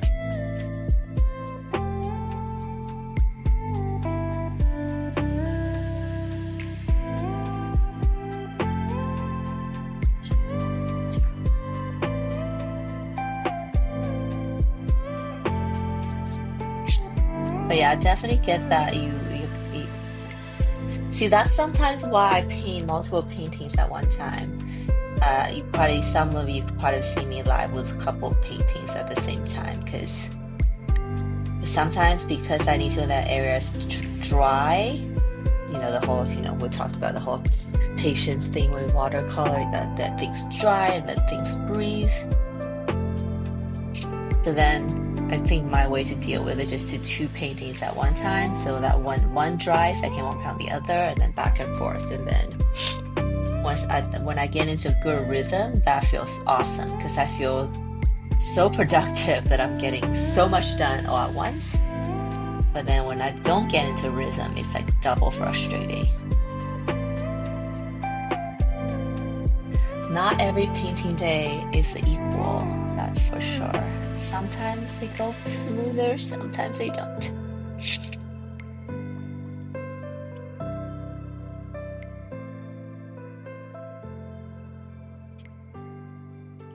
But the thing I also know I've talked about is that the important thing is you keep going. Because I call my painting the going through the ugly girl phase all the time. Sometimes it just seems bad at that one stage, but if you keep going, it like opens up, it becomes awesome again. So don't give up during those phases. Just keep going. Just cringe through it. You'll be awesome in the end. And I tell myself that right now.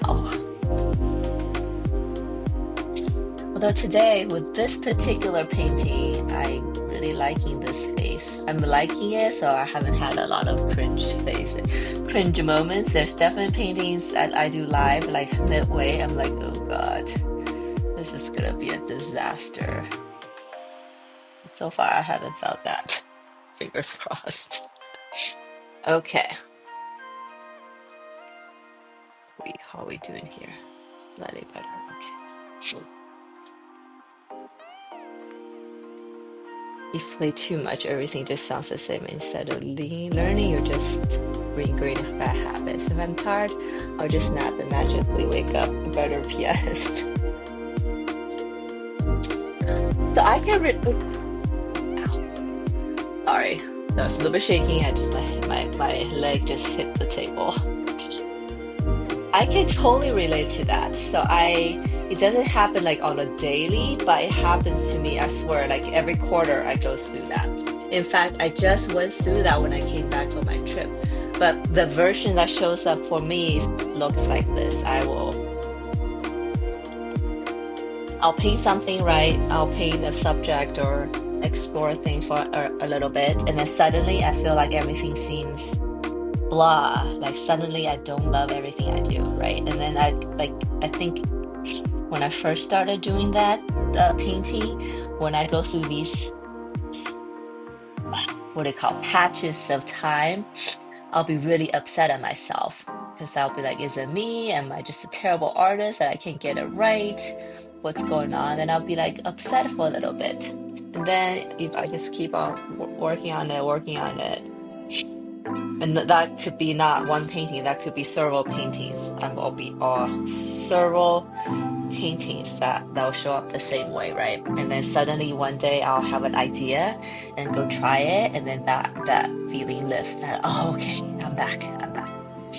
So I guess that's like similar to what you're talking about. Like if you're just working on the same thing over and over again, you kind of get into a rut maybe, that you just feel like you don't have like that magical feeling of it anymore. So the best thing to do in those phases for me is really just to stop. Yeah, like you said, to stop. And my friend, the Buffalo Potato, who was here earlier, he's someone who told me that when that happens, you should just stop, go watch a movie, go do something that's completely unrelated, and then come back. You'll come back a better artist. So hey, maybe I'm realizing it's a creative thing that happens to everyone. Our muses come and go. When they're not here, we can't get upset. We can only prepare ourselves for it to show up again, right? Maybe that's a lesson. Okay, because this flower is kind of on the side, I'm not gonna sweat it too much. Okay, so I think this side is pretty dry. I'm gonna start peeling the masking fluid off. I think to some, this is a pretty, actually, no, I'm gonna leave that on. I'm gonna do the stems first, like I said, sorry. I'm gonna do the stems first and then peel those off. We'll see. Sometimes I seem to paint with less control after a long session. I would have to speed my 8 hours to morning, day, and night. No, I will try though. I think it's worth trying. Japan, if you do say your goal is 8 hours and you get to 6 hours, I still absolutely think that's a huge success, because 6 hours of continuous painting, even spread through morning, afternoon, night, is a lot of time in a day. I always say painting is like a very labor-intensive process that it's hard on your body, you know?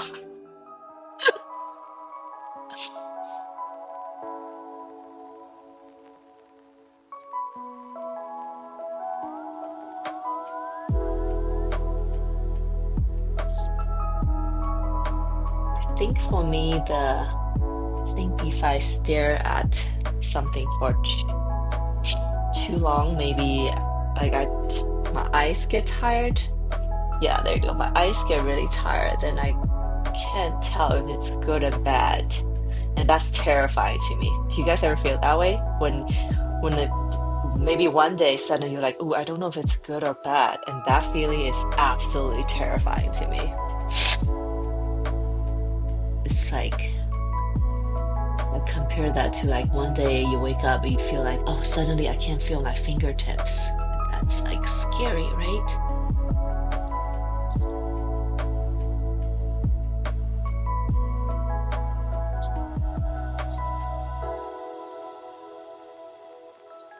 Well, that dried fast. I was planning to do a wet on wet, but that stem just dries so fast. Yeah, that's terrified bad habits. Make so much more effort to do it right if you have been doing it wrong for so long.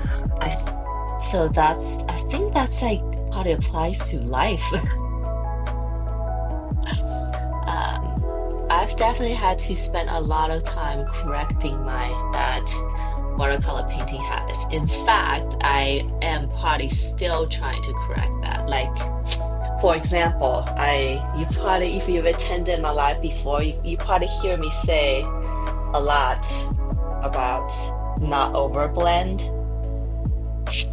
Once in a while, you might hear me say it out loud, so like to stop. I have to like, did I do it today? I don't think I did it today, so good.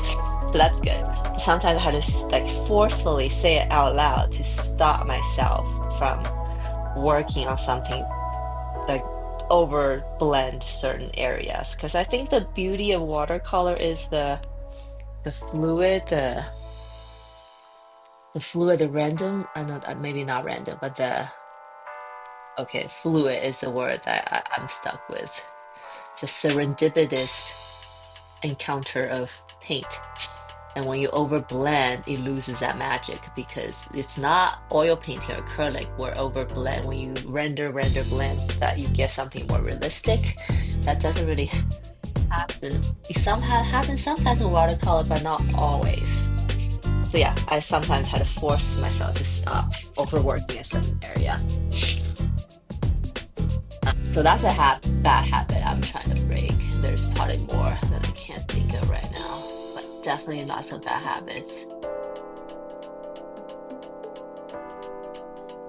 that I'm trying to conquer.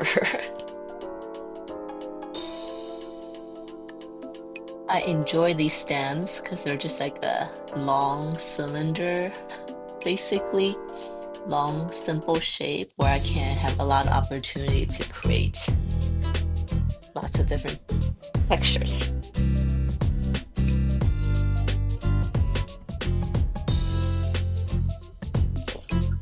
I'm doing a really good job.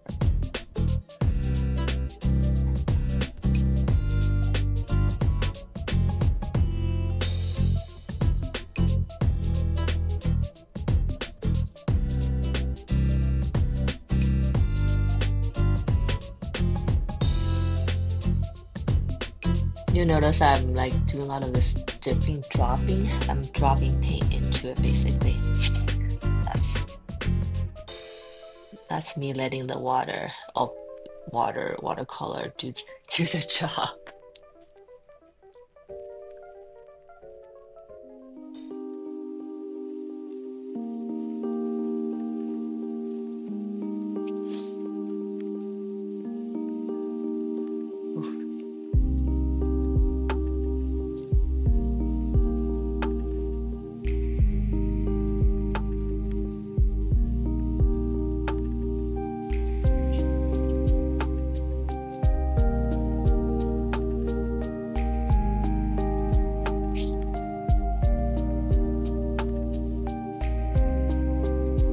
I've heard me say before, but I never use black in my art. I used to, and then I got a talk about it, and then realized apparently that's not the thing you need to do with watercolor.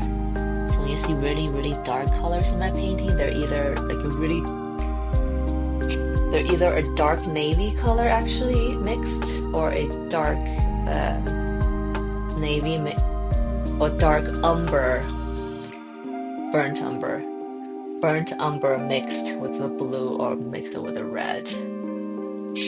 But yeah, I've learned to not use black. And I don't really miss it, to be honest.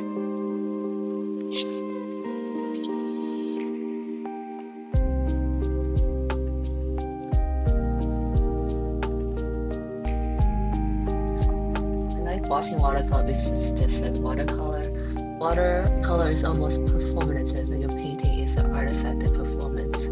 Yes, I understand what you mean. That sounds so much like pedaling a piano. We use a pedal, sustain, and blend notes together. It's the most common habit. Oh. Okay, so A4 paper is talking about, got it, okay.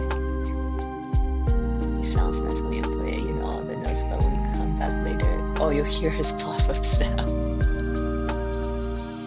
Okay, I need to blow my nose. I'm gonna turn the mic off for once.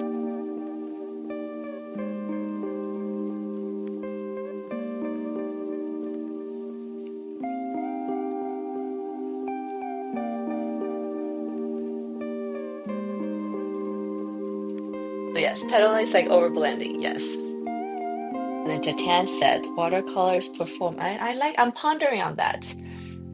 I'm pondering on that because I really like how you put it.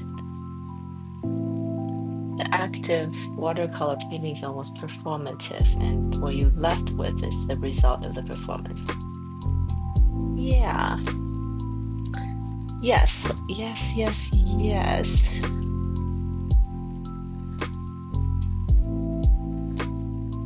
I resonate with that because I think you probably heard me saying earlier, maybe even just today, but I say this all the time that water just does what it wants, and I'm just like the carrier of it, right? I can't really control it. I'm learning to control it better, but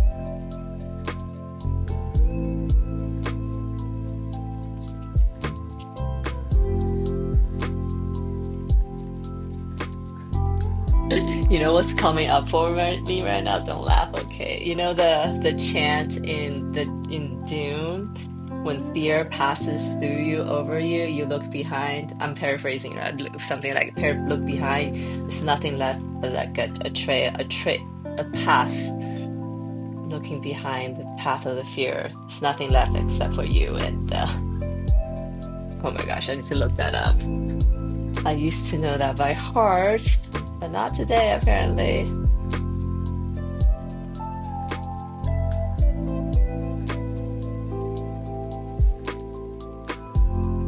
Great movie, by the way. Loved it.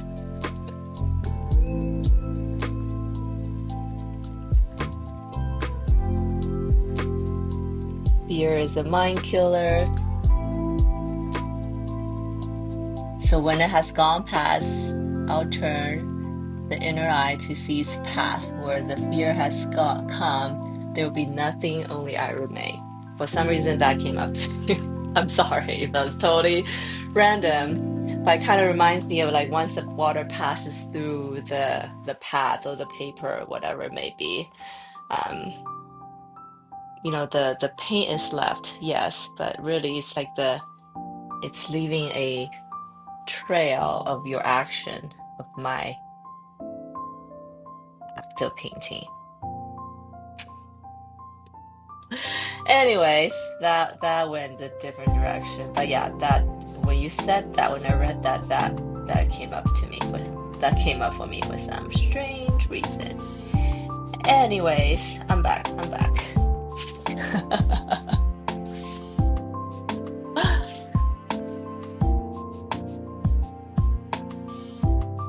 Mineral painting is something I started 3 years ago after 18 years of acrylic. They're similar but different. Mineral painting is very goopy but can be watered down. It doesn't blend as easily. Mineral paint has secrets. I don't think watercolor allows these layers of revisions. No, watercolor is very permanent. Have you heard the saying like if you make a mistake in watercolor, you pretty much have to live with it, because once the paper fiber absorbs the watercolor, it's just there forever. You can't really even cover it up because when you use another color over it, it just becomes muddy. So how do I say this? I think a lot of time I learned that painting, and then I've talked about this with my friend too. The watercolor, when you paint a watercolor, you almost had to work backwards, right? Like I think one of the most important thing in watercolor is you want to preserve the light, which is why I use these masking fluid, because I want to preserve those white areas, just make sure that I don't accidentally paint over it. So yeah, it's so you can only layer You can only layer on top, but you can't really cover it, and you can't really make revisions. Like all these layers, it's there. It's pretty much there. However, I can only add on top, but I cannot revise those. With one tiny exception is that sometimes I do use a white gouache to go over some parts where I find to make highlights. If I accidentally paint over the white part, I'm not too upset because I can go back with a white gouache to do that. And that's the only time I say I can make a slight revision. Because other colors doesn't really work. I at least haven't found a way to perfectly match watercolor and gouache, so that's you will know that I'm trying to cover up a mistake. So white is the only exception that I do that with. I like all these textures that the water accidentally behind. I think to me that's what makes the watercolor so magical, is because these accidental, unplanned, uncontrolled textures that happen. What made you Jatan, what made you sudden, or maybe it's not sudden, but yeah, what made you switch from acrylic to mineral paint after 18 years? That's quite a long time, you know. Maybe you're tired of it. Maybe you find out about mineral paint, and it spoke to you in a way that acrylic didn't. I don't know. I'm curious. So far, I'm finding myself having a hard time switching. I think I switch between gouache and watercolor, but I think in essence they're still very similar to each other. Not 100%, because gouache is more like acrylic, but it's still water-based, right? Like it's opaque, so I can cover up gouache layers just like oil painting or acrylic painting, but it's still very much water-based. And sometimes I use gouache. I will dilute gouache to use it like watercolor, because then it just kind of becomes a thicker watercolor paint, and I use it on top of my watercolor to create depth, to create contrast, which I'm having a grand time with so lately.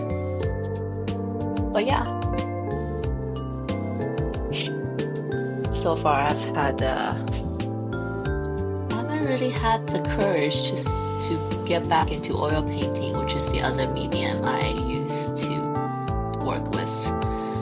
But I switched to watercolor, just a practical matter of oil painting needs a lot of space, ventilation is toxic, and I work from a home instead of an industrial studio, so I don't want to have all the chemicals in the house and clog up the sink and all that stuff, because you're not supposed to wash oil paint down your regular residential sink apparently.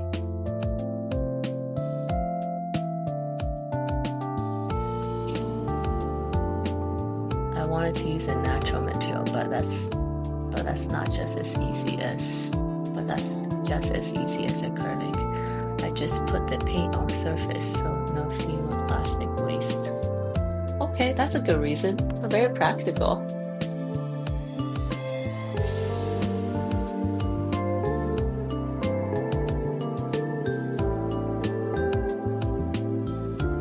Just put the paint on surface.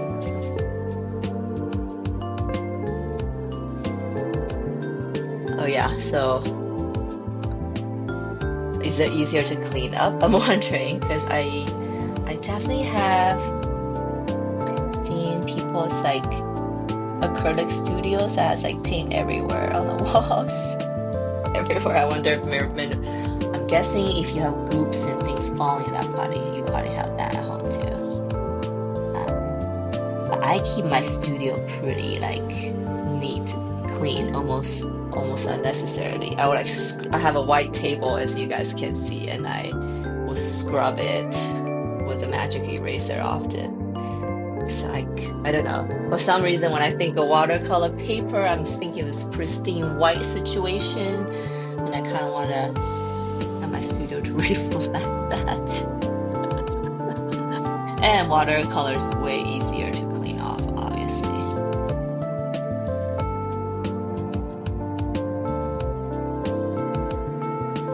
I think it's funny that like our personality, little quirks that influences us to pick one material versus another, one medium versus another.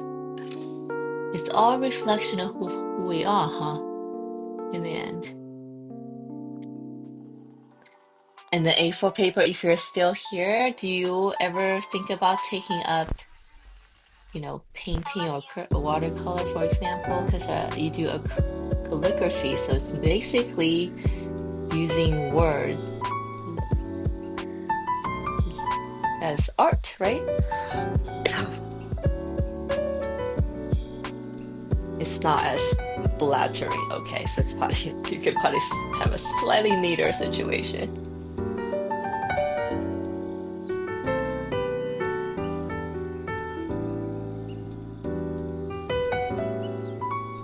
I think it's just so awesome that there's just so much we can do in the creative world.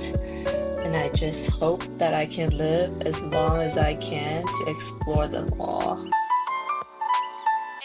I'm hoping that with all the AI technology that we all can live until past 100 soon in our lifetime.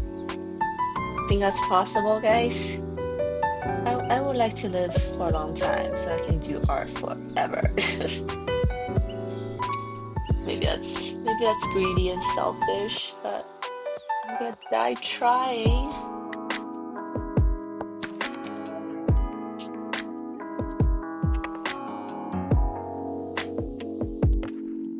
I always admire you hear like old like Yayoi Kusama. She's like in her 80s, mid 80s now maybe, but she still makes art every day.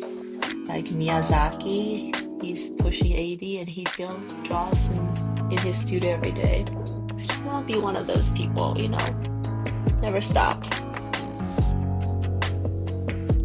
And I'm hoping because I have that desire that I will live for a long time.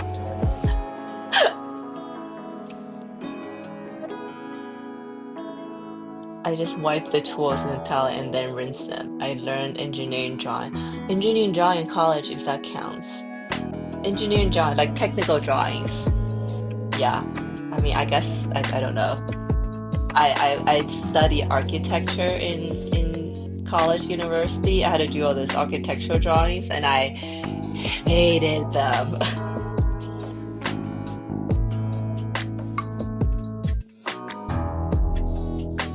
So after dressing, it might be clean. So it might be permanent. So yeah. Before paper, I hated doing technical drawing.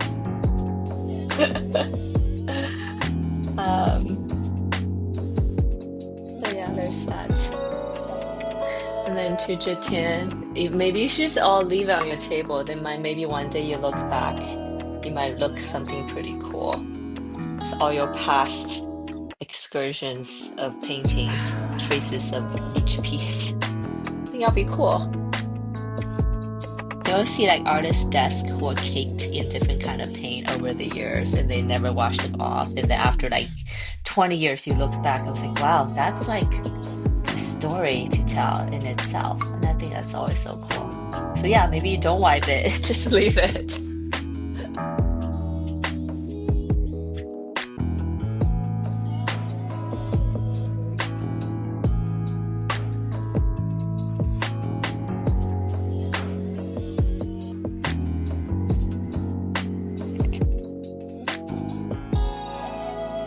Check.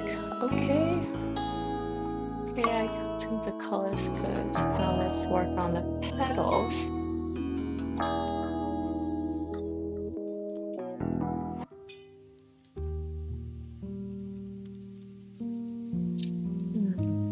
What green should I use?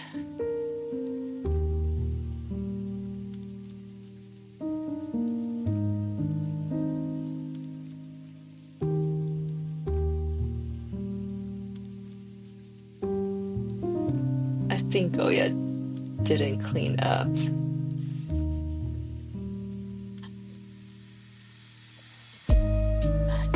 Yes, part of work. I studied electrical. Wow, study electrical engineering. I think electrical engineering I hear is one of the hardest. I studied engineering for one semester in college, and I was like, what the heck am I thinking? No way in the hell I'm doing this for my life. So I dropped it real quick. That was my experience. But yeah, I heard that engineering was one of the hardest engineering. Oh, electrical engineering is one of the easiest, hardest. I forgot actually. But one of those. And Jatan said Goya doesn't clean up. Yeah, see? Maybe you should just do that, not clean up. Save you some time, and then years later you can look back and be cool. You'll be really cool, I think. You'll be an artifact of your artist life. Maybe I should do that, shoot. Although watercolor is washable on all other surfaces except for paper, I guess.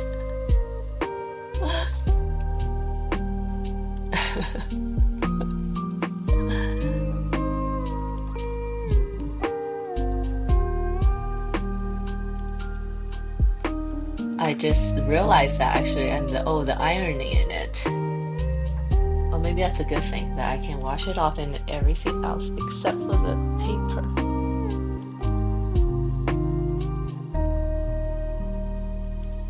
It's so ungodly hard. It's math, and every year it's certainly not easiest. Okay, so it's probably the hardest then. I guess mineral painting flakes are technically dirt or sand. Mineral flakes are technically dirt or sand. Oh, interesting. So can you mix sand in your mineral paint to give it more like a grainy texture, I wonder? Oh, math. I hate math. I hate math A4, so yes. Also realized during my engineering stint that I hate math. It's like in America, I don't think you learn like a lot of hard math in high school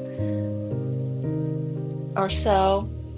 It's like when you get to the college math, that's when you get into the really hard stuff. I know that in other countries, you probably get into the hard stuff way earlier.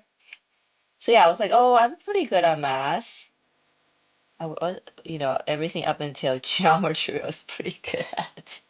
And then I realized, oh no, I'm really bad, and also I hate it.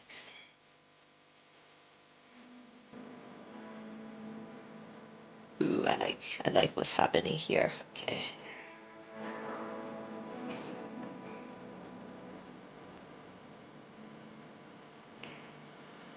And then architecture was fun in theory, and then until I had to draw these blueprints with tiny lines in the ruler like a scale ruler, try to do math to calculate like how to scale things up and down.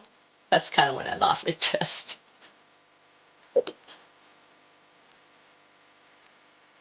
I guess it will be sentimental rock at that point. You could ask San, oh, cool. Hi, Quartz Creation. Quartz Creation is saying hi from Twitch. Hi, long time. It's looking so good. Thank you.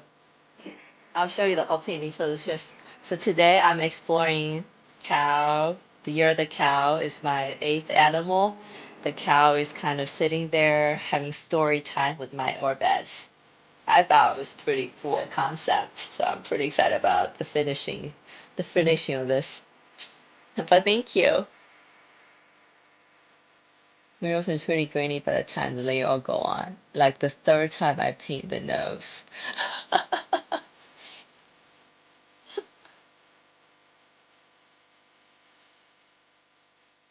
And what will we do after graduation? Writing spreadsheet. I hope we don't have to do that anymore. Like with all the AI tools. Like I hope no one has ever had to fight spreadsheets. Um, I got it at Whimsical last week. So we did it. What am I doing here? I'm glad you realized that sooner rather than later, I guess.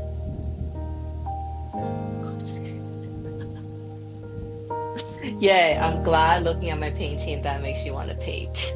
Yes, everybody should paint. Everybody should make something, whether no matter what it is. I think I was okay, I don't think it's like any politicians listening to me babbling about art, but I think there's the makers in the world, the creators, the painters, the builders, those we are the true people who are making progress in life. When we are making something out of nothing, that's progress, right? When politicians say progress, they're not doing anything except for creating words, and words don't truly move anything forward. I heard that I'm totally paraphrasing too, but I heard that recently in a video, and it kind of was like, it spoke to me. It made me really happy to hear that, because I don't know if you guys feel this way, but as an artist, sometimes like, what am I doing with all this art, all the pieces of paper I create? Like, what does all mean to life, to the world in the end, right? But I think the fact that we are making something, creating something, we are pushing something forward as humans, and I think that's something to be proud of.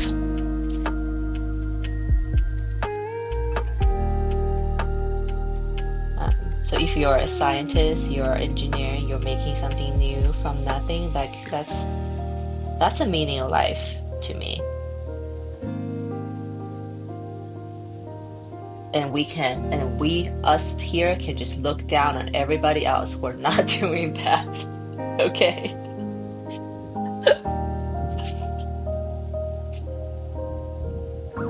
Oh, it's not a color I want.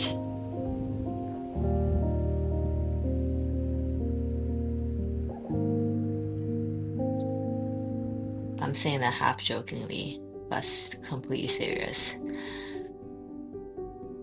But unfortunately, I feel like our current version of our society don't really value makers as much. Like, the people who gets paid most are not makers, right? It's your politicians, your business people.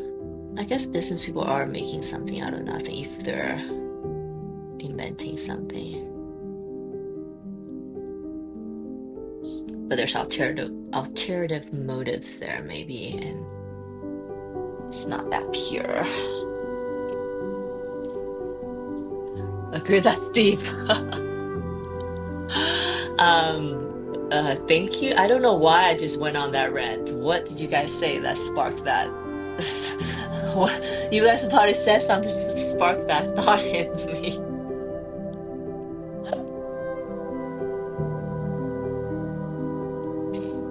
Art is a necessity. I totally agree. Also, I think as artists, you don't even have to call yourself artists, just like creators. You're making something, you're creating something, right? That is also for me, it's almost like a physical sensation that I either have to do it or I'm just sad. I don't know if you guys ever feel that way. Even though like my art, I paint, I put them in my Etsy shop. Not all of it gets bought, gets consumed, gets even seen sometimes. But those are almost a secondary thing. I'm just happy creating it, and maybe that's enough. But I'm absolutely working towards all of them getting bought and sold and loved, obviously. So not to say that that's not my goal, but I find joy just in itself, which is also a awesome feeling, I guess. Faithful Beaver said, my job is basically ensuring nothing goes wrong. Using AI here is kind of an iffy topic because the risk is too high and I'm the one looking at it first if something goes wrong. Oh, so you have a kind of a big responsibility kind of job, huh? And you don't, so, okay, that's interesting. So you can't even use AI to check or to make sure nothing goes wrong or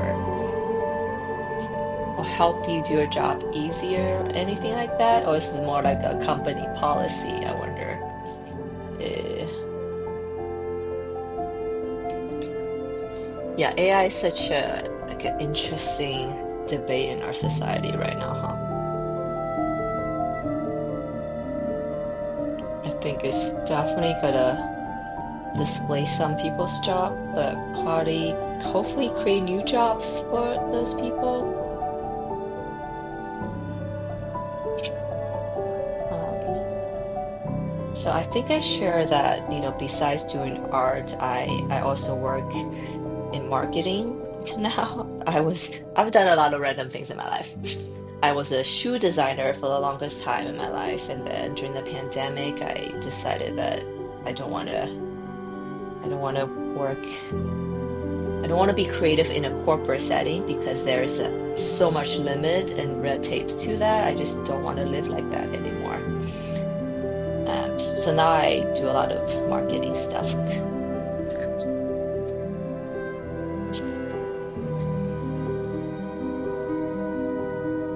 Yeah, it's not only that I like art, but if I don't make it see it, I'll stop. I don't know. I can't even think of life like that. Yes.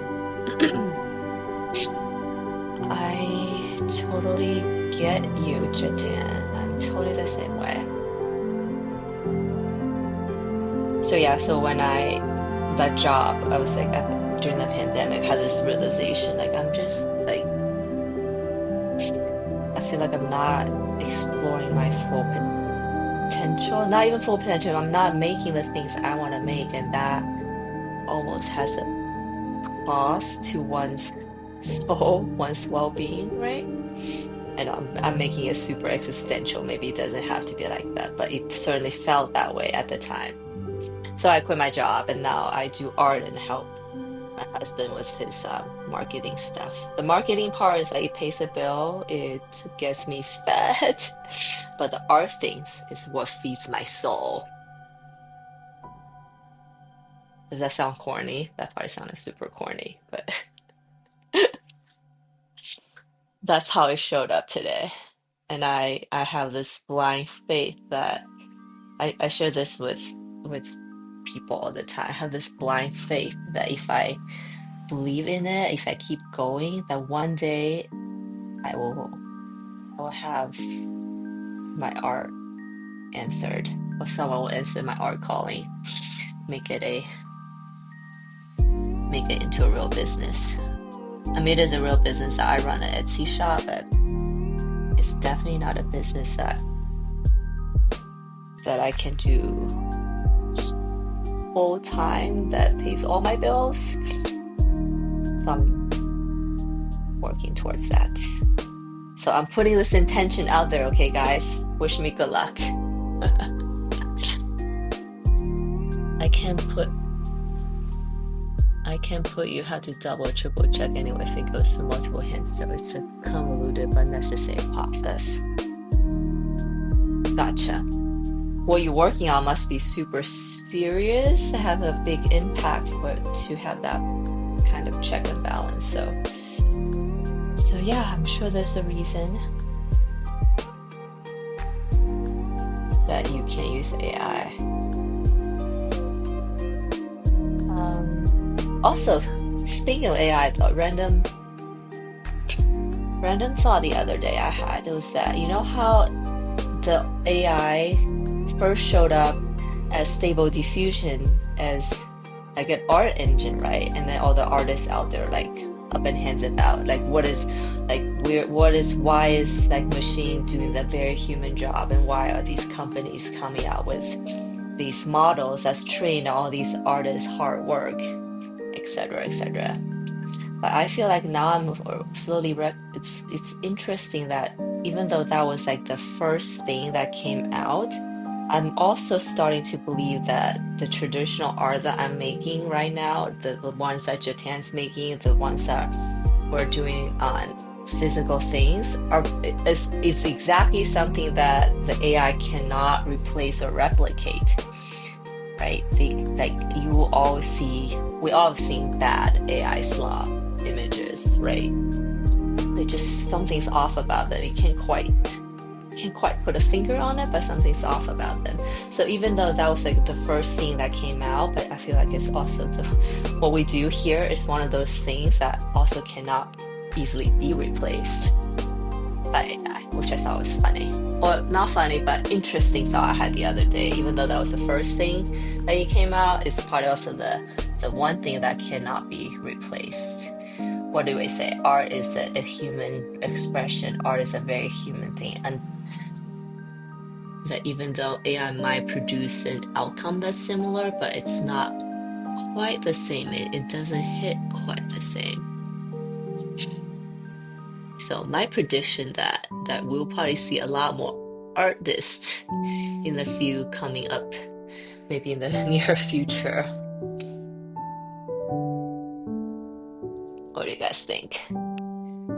Completely wrong, different thoughts. I'm on the right track, wrong track.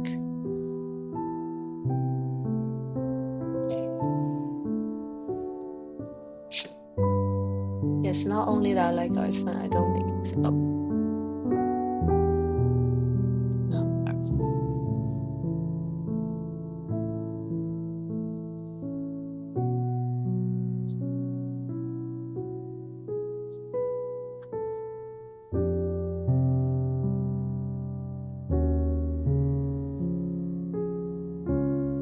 I should not work on this area right now, so dark. You know, in the watercolors they say you should work from light to dark. You should always leave the dark for the last.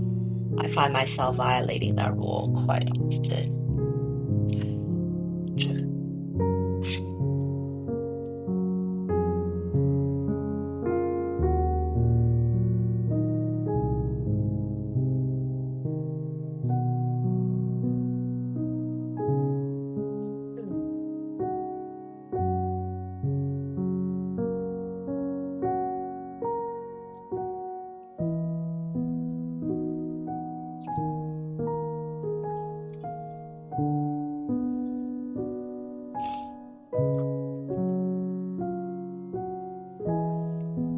Let's make this leap more fun. Okay, I'm taking this back. These leaves are taking me way longer than I want it to be. Let's maybe speed it up a little bit.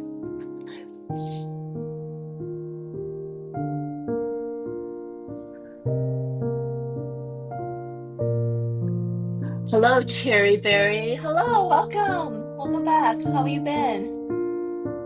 Thanks for stopping by. Appreciate you. I supervise engineering part of grid station serving around 30,000 homes. Oh wow, okay, that's kind of a big job, big deal. Um,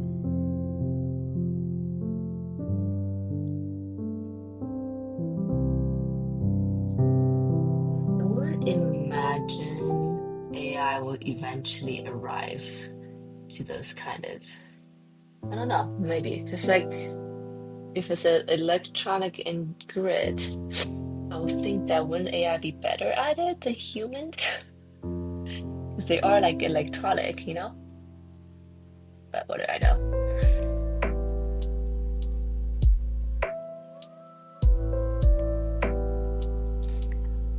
Cherry berry, cherry berry. I am good. I just like a couple weeks ago, I came back from a 3-week trip in Asia, so I feel like I haven't been in my studio for a while. So I'm just back, second week of live streaming it, and I've missed it.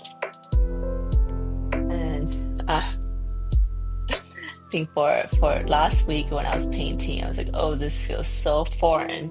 Actually, I did have to warm up before I went on live last week because I think not painting for that long is not okay.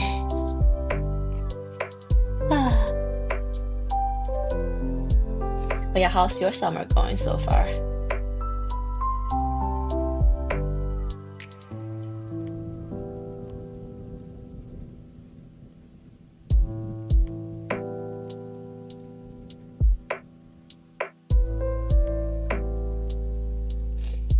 see that I'm trying to go slightly faster in these.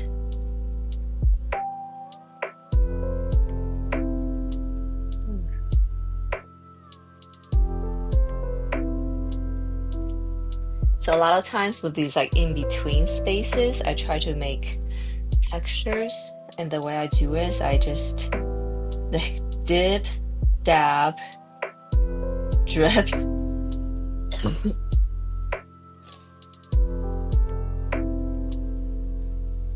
Ah, gotcha. Right.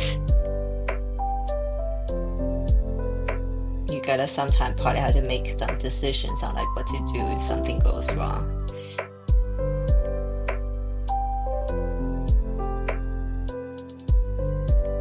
I was saying to make these in-between textures. So right now I'm kind of coloring it in with this green, this mid-tone, pretty transparent green right now. Let's see, let's go a little bit dark. So we're gonna drop in some dark dots.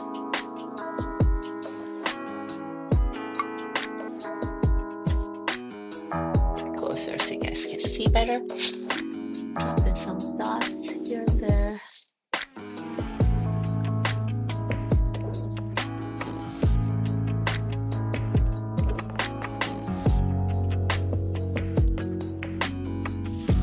Also some pretty light colored dots, so they make a really good contrast. And let's see what happens with the colors.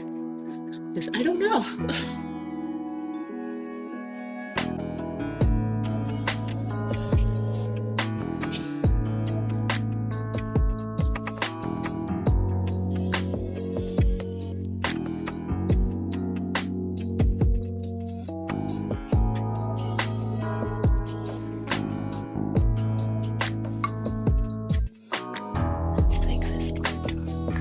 Also, like watercolor dries lighter than it looks, and I had the hardest time trying to compensate for that. Right now it looks super dark, right? But once it dries, it will be lighter. And then I drop in just clean water right now, kind of breaks up the texture. Sometimes when it dries, it makes a really cool texture.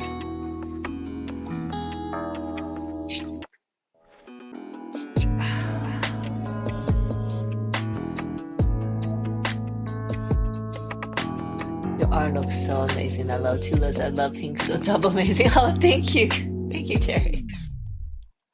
I love tulips and I love pink too.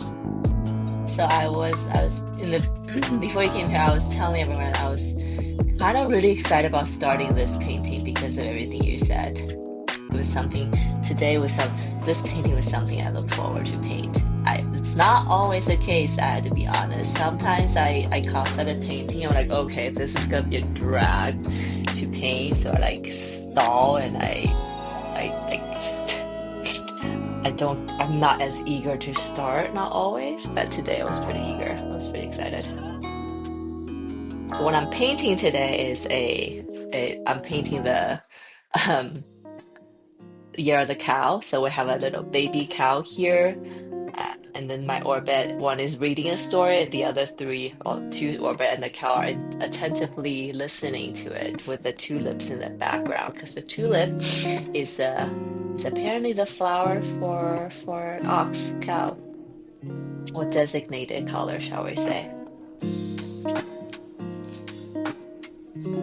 So we'll see how this area dries, because even though it looks like this right now, when it dries, it might not look like that.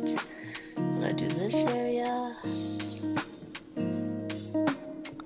Yes, adorable is what I'm going for, so yay. Because I was like, how do I make cow cute? It's gotta be a calf. And then gotta make her have huge eyes in a really innocent pose. That was kind of my train of thought. I don't know if you can see in the back maybe I'll show you real quick. But the painting I did last week was a mouse. That was the year of the mouse. And mouse are, I chose to paint a mouse instead of a rat because I don't know, rats are very cute, but mouse are pretty cute, just naturally. So I feel like I didn't have to do too much to make it cute. But yeah, let me show you if you're still here. And for those of you who just joined me, I'll show that painting real quick and I'll get right back to this one. So this is a painting from last week. Year of the Rat, Year of the Mouse with lily flower, which I also did in all pink. Today I did a various color tulips, which I'm glad. But this is a limited palette. This mouse looking all cute and innocent, but it's like chasing these two orbits with a lily stem. And I joke that's like, oh, maybe that's more of a self-portrait than I wanted to admit. Oh yeah, I know. Oh yeah, today's so on theme. Everything's like green and pink. I think I shared that to you, but the pink and the chartreuse color combination is probably one of my favorite color combinations. I know it's like super Easter eggy, maybe gross to some people, but that combination makes me so happy. And Cherry Bear and Cherry, so thank you so much. Thank you. You also like drawing animals. Oh, awesome. So actually, little secret, I don't really, so okay, before this series, and I'm so glad I did this series, but before this series, I did a lot of like flower with a female figure. Because I kind of got into art through fashion illustration, believe it or not. So that was, I painted a lot of female figures. And then I decided that I want to expand my art world, my subjects. So I decided I'm gonna paint this 12 animals of Chinese zodiac. And then like 12 animals is a big commitment, right? But I'm so glad I committed to it because I feel like I've learned so much about just my art skills and what my limits are, my boundaries through this endeavor. And now I love painting animals, basically what I was trying to say.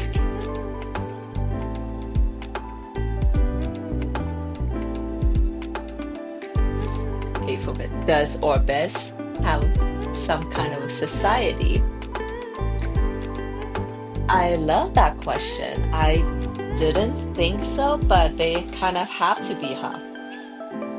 Because, you know, I explained before that the Orbis are kind of my thought creatures. They kind of represent my thought in the beginning. Now they're kind of taking on a life of their own, it seems. But they absolutely come in groups, you know, as you can see clearly.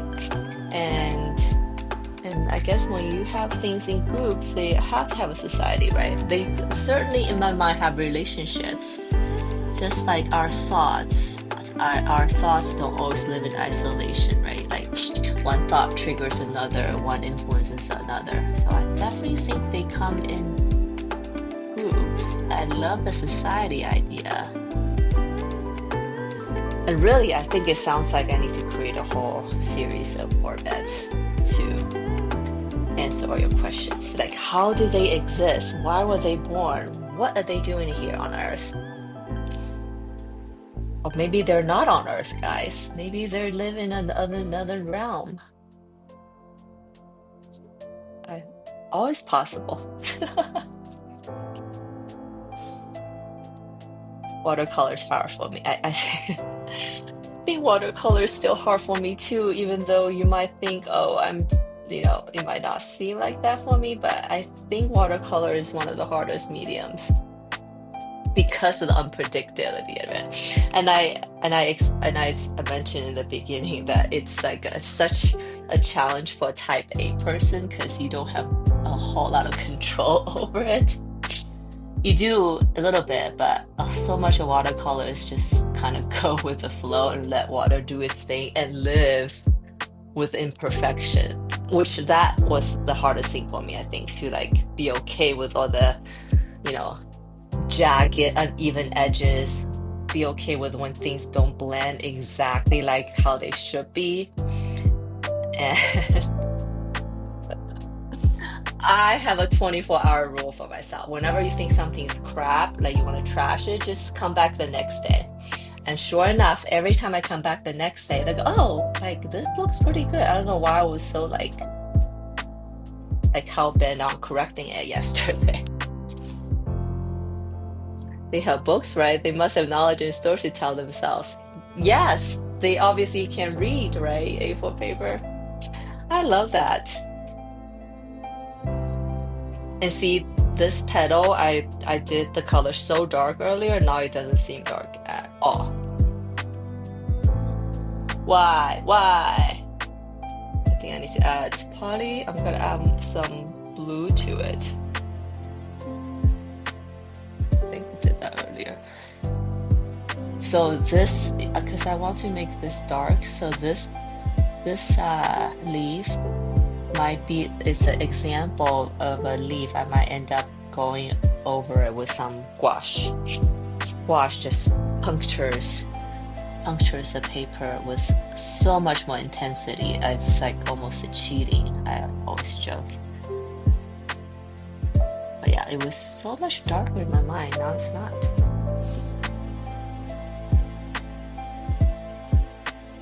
Mistakes can seem bigger than they are. Oh, absolutely. Mistakes can be seen bigger than that. Especially, I think for me, when I'm doing it, it seems even bigger. Because then you come back the next day, you kind of take yourself out of the context, right? And then you come back, it's like, oh.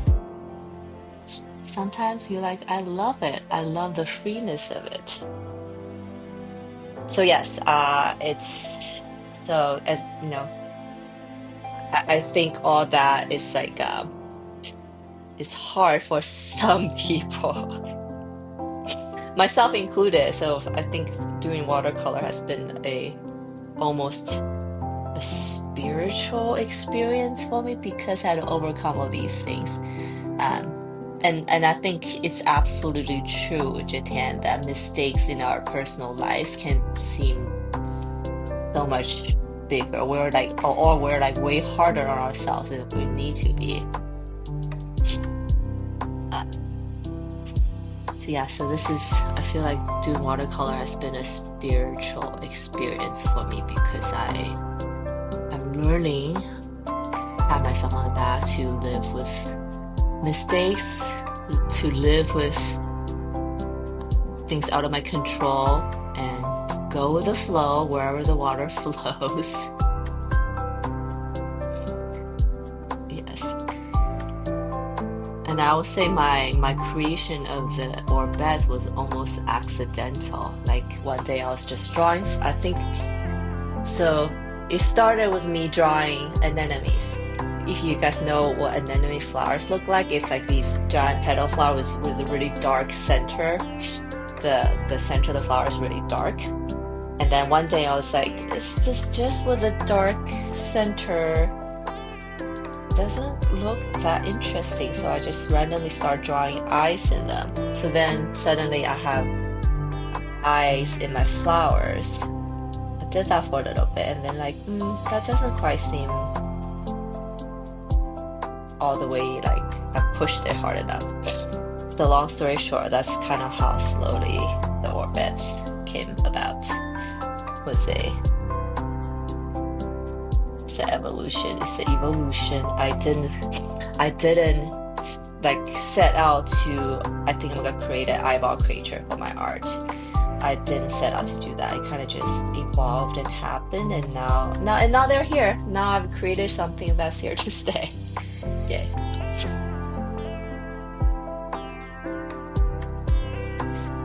Your eyes are so focused on tiny details. Ooh, no one's ever said that before, Jitian, so I appreciate that. And I'm wondering if that's a good or bad thing. I can see both ways. But I kind of, quote unquote, so I mentioned that I was a shoe designer earlier, right?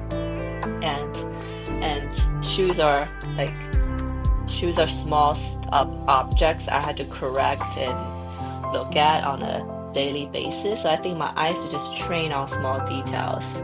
Because literally when you're designing shoes, I'm working with like a few millimeters, not even centimeters. Every time it's like few millimeters of space that I'm designing, working with, changing, etc. So I think my eyes are trained on small details that way. I think that's helped with my art because of this tiny. I think I'm saying I think a lot, sorry. um, I probably don't want to hang up on tiny details too much because watercolor, I don't think it is something that needs to be like that, but I also think sometimes it's nice to have tiny details. What do you think? Am I overthinking this? Tiny details, good or bad, you guys?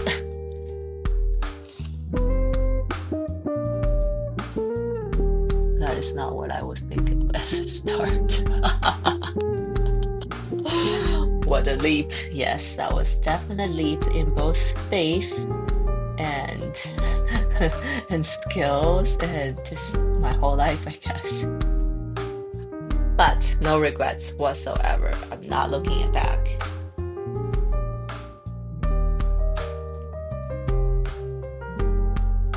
And it's kind of I've done a lot of random things in my life, I guess. But I do feel like everything we do in life, little, whether it's, good or bad, kind of, maybe they all serve a purpose in the end. And maybe they all will come together for a reason in the end. So because of that, I had to believe that my attention to tiny details, sometimes unnecessarily, will serve me at some point. And maybe not every time, but it will serve me at some point. Yeah, fingers crossed.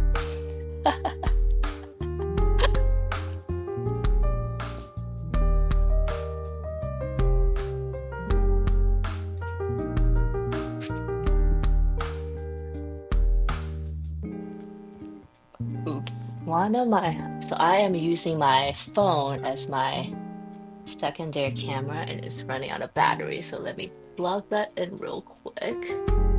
You might feel a little bit of shaking. Okay, we're charging. Cool.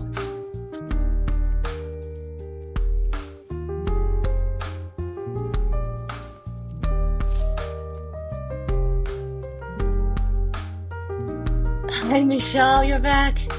I think the Orbit wants their own IG page. It's good to have a detail, but it's also good that you step back before the settings or something. So balance, right? Balance, yeah. I don't think not everything warrants that kind of detail, but I think whenever I can, I try to add to them. Oh wow, I totally got hung up on making these leaves details. Speaking of detail, I was not intending on spending this much detail on the leaves, but I'm enjoying doing them and I'm enjoying chatting with you guys, so I'm gonna keep going. And thank you, Michelle. It sounds like from all you guys are saying that I need to spend more time, put more effort and thoughts, intention into building my world of Orbits, which actually makes me really happy because it is something that's completely original to me. That is something that I created out of thin air, and if it becomes something bigger than what it is today, I will die happy, let's just say. I've made progress. I've push something forward by creating something out of nothing. Michelle were talking about earlier that like creators, builders who are making something out of nothing are the true people who are truly making progress in the world. Everyone else, the politicians, the people who are just talking, saying things, not actually making things, they're not actually making any progress. And then we can all look down on them. And I hope I didn't offend anybody by saying that. Oops.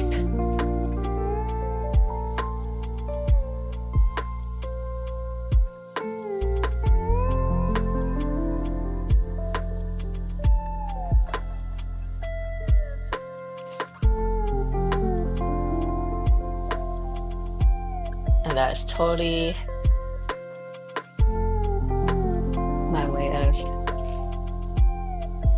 justifying my actions.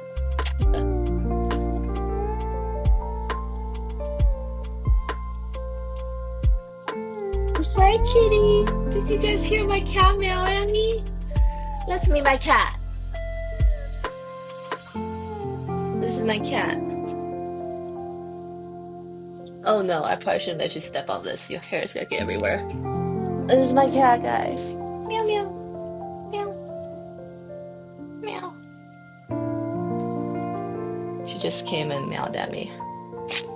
And now she's walking around my table. Oh no.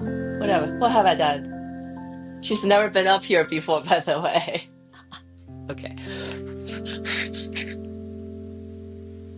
I better get her off before she knocks anything over. Nope. Oh no, she doesn't want to get off.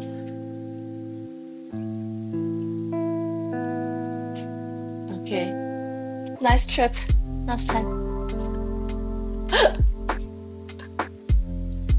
I'm about to head up. I'm so glad I stopped by. Thank you for sharing your creative practice. Thank you, Japan, for hanging out. I'm so glad we chatted today too. You sound awesome. I'll definitely check out your page, okay? Have a great night or day wherever you are. Cat hair.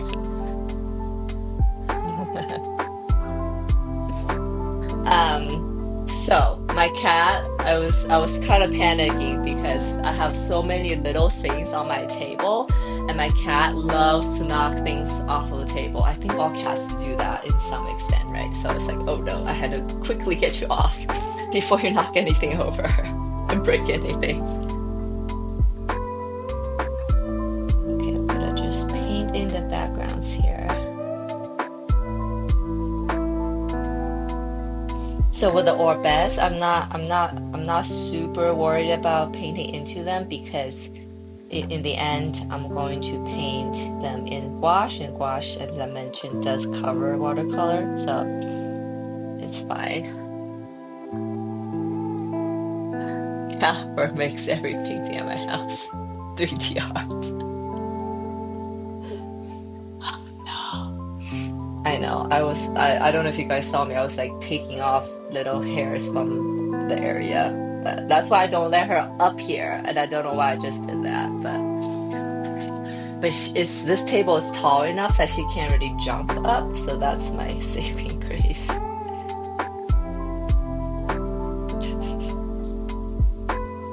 And she just thrashed her tails and left.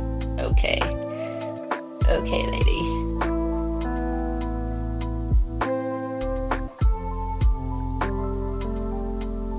That's another reason I'm like can't do oil painting at home because I have a dog and a cat, so their fur just everywhere, right? And with oil, like it's the paint is wet for like months sometimes, so you can just only imagine the amount of stuff that'll stick on it. No bueno. I can see I just talked myself out of doing oil at home because of animal furs.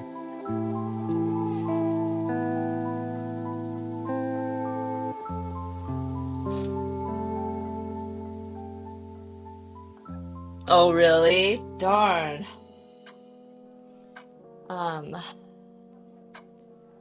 know, hoping is pretty expensive. Is it Amazon Day this week? Oh, starting? I think I saw. Oh, I should check my cart to see if anything. Do you do this? I save a lot of things in my Amazon cart. I don't always buy them, but I'm kind of waiting for opportunities that their price drop or like Amazon Day. Duh.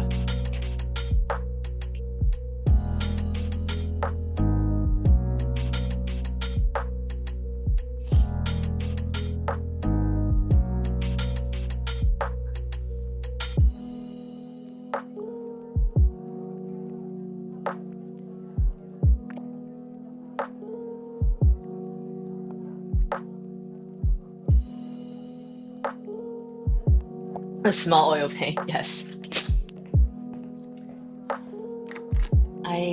So it's funny. I don't mind the oil painting when it's fresh, but the oil paint smell after it's been drying for a couple months, it's like that it turns into a different smell, and that's a smell I don't love. But but I think all, but I think in general I don't mind chemical smells as much. It's probably super bad for me. Like nail polish smell, I don't mind it, even though it's probably like killing my brain cells. But yeah, oil painting fresh, I don't mind. It's the drying paint that there's like a the castor seed oil, there's like a funk to it that I can't stand. But then I say that, but my we talked about last week, my watercolor paper also has a funk. Oh my gosh. Yesterday I caught was it? My dog was licking my watercolor paper because I had it laying on the ground because for some reason, and I saw my dog licking it. So maybe he smells the funk too, and he liked it. I was horrified.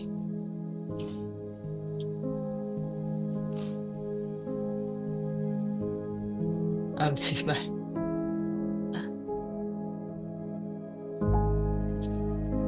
All kinds of cotton papers on sale. Oh, I had to go look. Not so much paint, a couple kinds of markers on sale. Oh, I wonder why not paint. It's upsetting. I wonder if there's like a suggestion box you can tell them, like, can you put these on sale for Amazon Prime Day?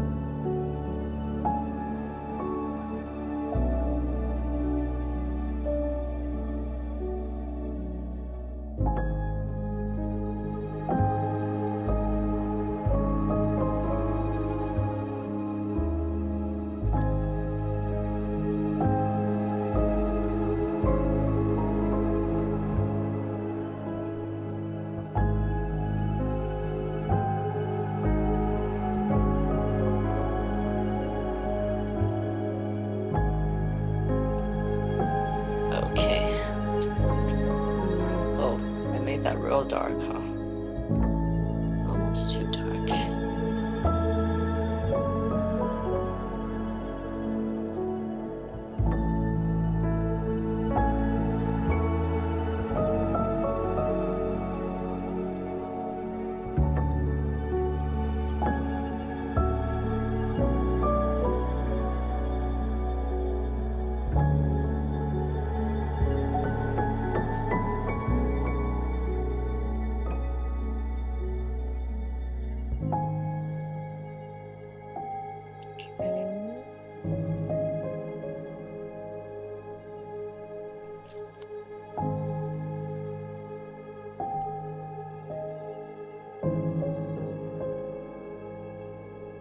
I was wondering what the size is made out of. Do you know?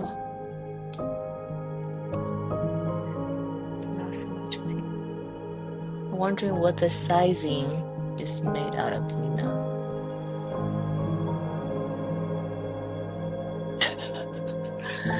Sizing. What do you mean by that, Michelle? I wonder what the sizing is made out of. I don't know. I don't know actually. Yeah, I'm not sure what you mean by sizing. Enlighten me. Eh. Oh yeah, I've been pushed out of my car to save for later on Amazon. You know, I had to say there's like something very satisfying about adding things to your car. It's kind of like window shopping, right? It's like I don't have to pay for it, but I'd like to feel like I might be buying it. That's for me.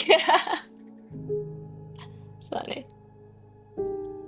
See, this area I was too impatient. The base was too wet, and I did a bunch of leaves, and now all dissipated into the background. So I think I'll leave that area be for now because I also might want to leave this area lighter. So we have dark cluster, so your eyes kind of go into the orbit, into the middle, into the cow, which might be good. So I'm gonna leave that be. Let's work on this side. Yay.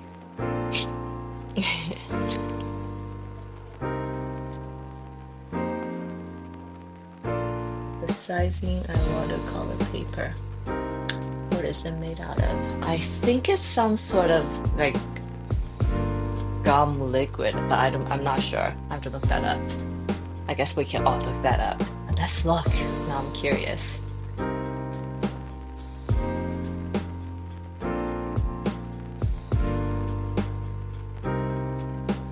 Oh yeah, it's a glue-like substance such as gelatin or synthetic resin used to control paper's absorbency. Yeah.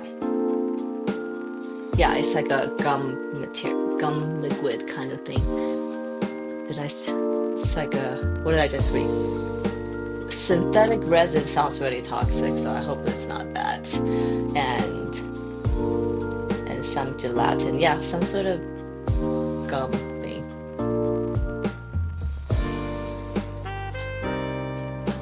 Oh, I don't know. So I feel like the word, I feel like it's something I should know. And sizing is definitely that thing that gives that funky taste, right? So okay, hold on.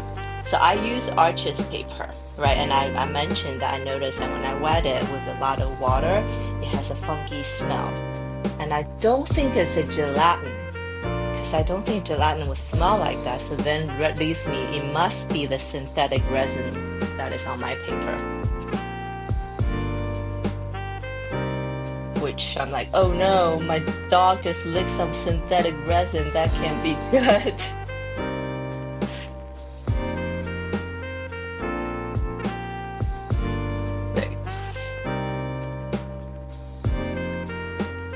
I wonder whether better page smells so strong. So I'm gonna take a guess. I'm sure we can also probably find that out.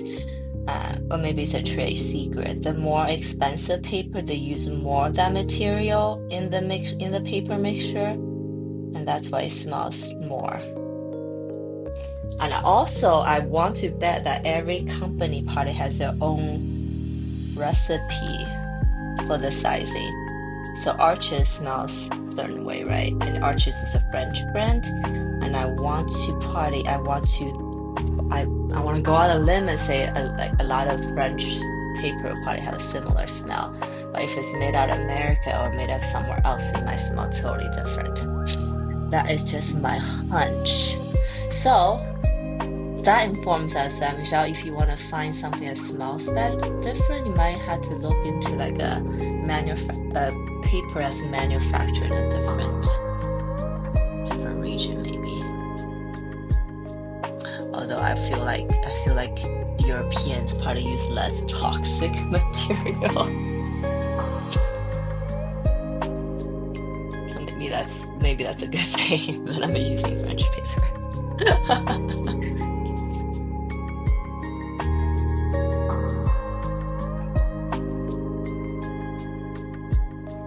Well, gelatin is only made from animal product, but it doesn't smell. Yeah, exactly. Synthetic resin, basically liquid plastic. Oh no, that is made from boiled bones, so you should probably why the dog wanted to taste it. Oh, you have a point.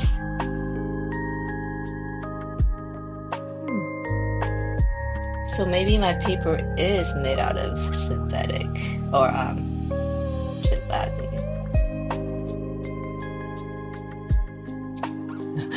My dog had the urge to taste it.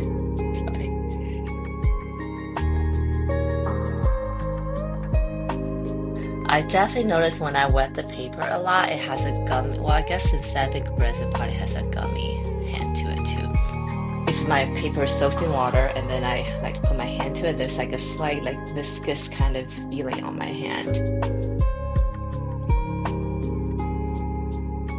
But then maybe, yeah. I still think maybe every brand kind of has their own recipe for these things, and they all smell slightly different. Or they might all smell similar, but they all have probably their own recipe. Ooh, that was very satisfying. A long stroke of continuous thing, which, believe it or not, doesn't happen a whole lot when I paint. Also, I'm super envious of people, when people are drawing, and you see people, they like can draw long continuous lines nonstop, just clean line. I'm really envious of those people because someone who when I like draw had like do short lines over and over. Oh, okay. Thank you for Googling it for me. I was totally gonna Google that. So Arches uses natural gelatin, so boiled bone. And that's why my dog wanted to lick it. Okay, Arches permanent to the core, it says here. Yeah, yes. Cool. Thank you for Googling that for me. So they basically mix that into the fiber and then let it soak to the core. Or maybe it's a post, or they probably do a post production after the paper's done and then they soak it and then they improve. Yeah. I'm learning a lot about my paper today, which is awesome. I've also heard that if you're like used to painting on Arches paper because the way like how it absorbs paper, that it might take a little while to get used to when you work with other brands. I didn't like think about this, but how your paper absorbs water and paint probably shapes the way you paint, and if you change it, suddenly your technique or the way you paint might not be good anymore. Oh gosh, that sounds terrifying. I guess I have to stick with Arches paper now.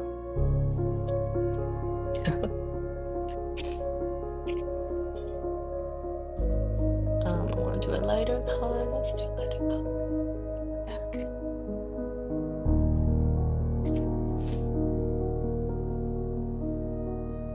I'm going to try to find house made on it. Okay.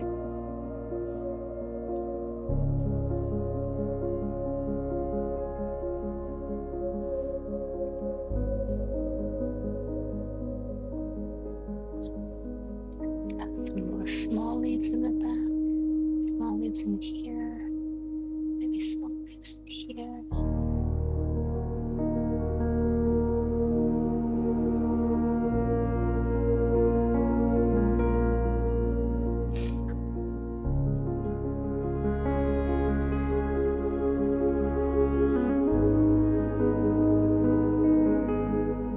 Definitely say out of all the different papers I've tried so far, Arch is my favorite. I just like the grain on it. I use cold press, so it's not like the cold press on the rough side. There are more texture one, like rough textured. Hot press is smoother, but I use a cold press. I've been using it for a long time now and haven't had any desire to switch just yet. I do get tempted though. I see different kinds of paper, especially when they have come in like, I don't know, I get so tempted when I see paper come in a pack with like rough edges all around, because I love that rough edge of paper. Arches edge, I used to have sheets. The edges are pretty rough, but now I use a roll, so I cut them so I don't always get that rough side of the paper. Sometimes it's smooth, like tinted. I wish I would make a sketchbook. Yes, I love the grain on it too. It looks so natural, less mechanical, I guess.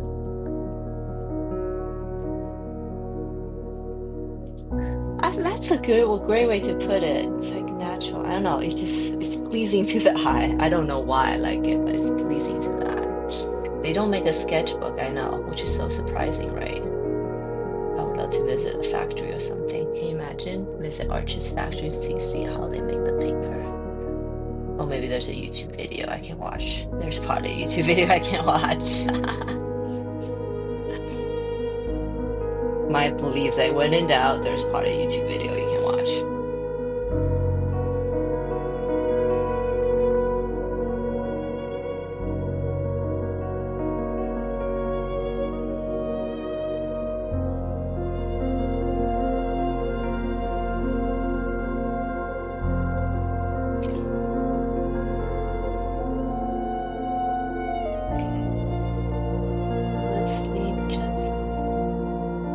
But I wonder why artists don't make a sketchbook. Oh, I know they make those. Well, maybe that's different. Not what you're looking for, but I know they make those like block papers. Like they're smaller size, but blocks of papers that you can tear. But you had to tear it off, so I guess it's not all bounded. But I think those are fine. I think I want to buy some at some point. Oh, maybe that's a good Amazon Prime buy. There you go. I found something I can buy.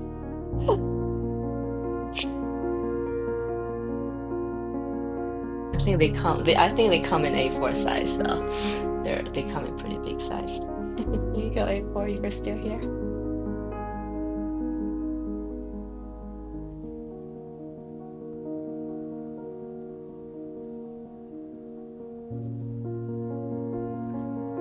Okay, I'm getting pretty tired, so after these leaves are done, I think I might call it, but I think I can go probably a bit longer. So I have this leaf I want to finish, and I just noticed I forgot to paint this part.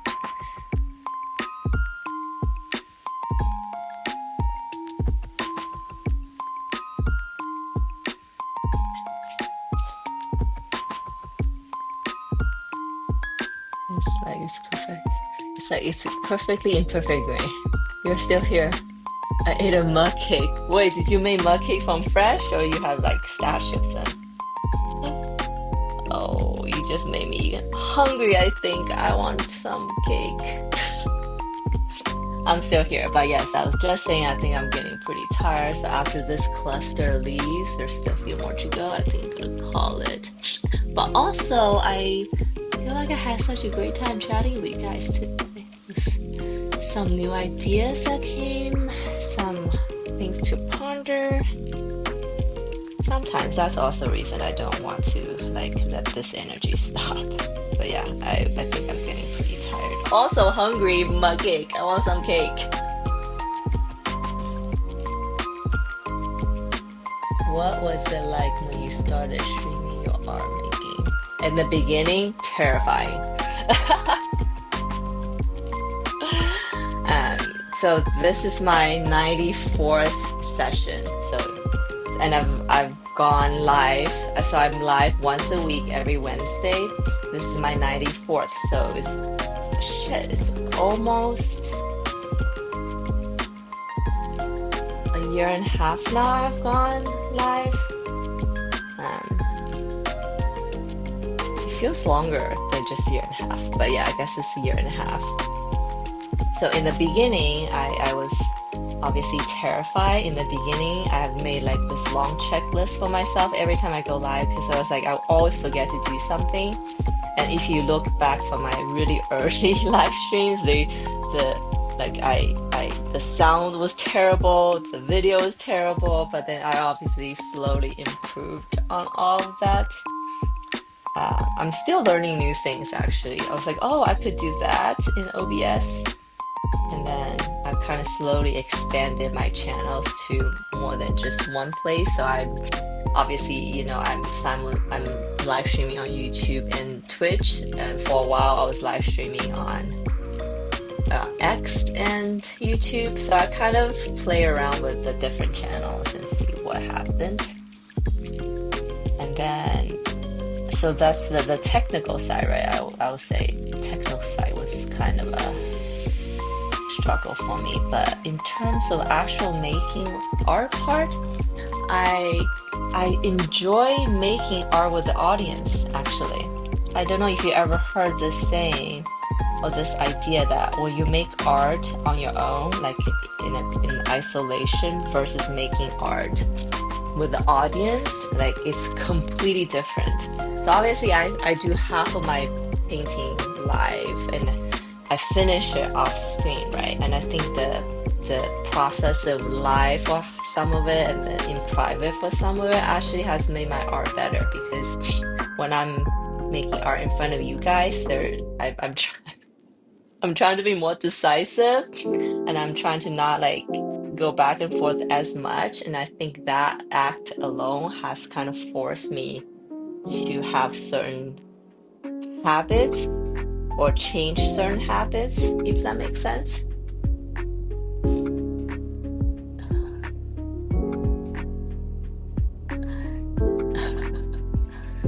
I use cake mix and water and boil in the mud and oil. Oh, did you microwave it? Oh my God, I should try that. I see people do that all the time. I don't know why I've never thought about doing that. We're having salad, dinner, pizza. In the beginning, you were pretty shy, I think. Oh, thank you, Michelle.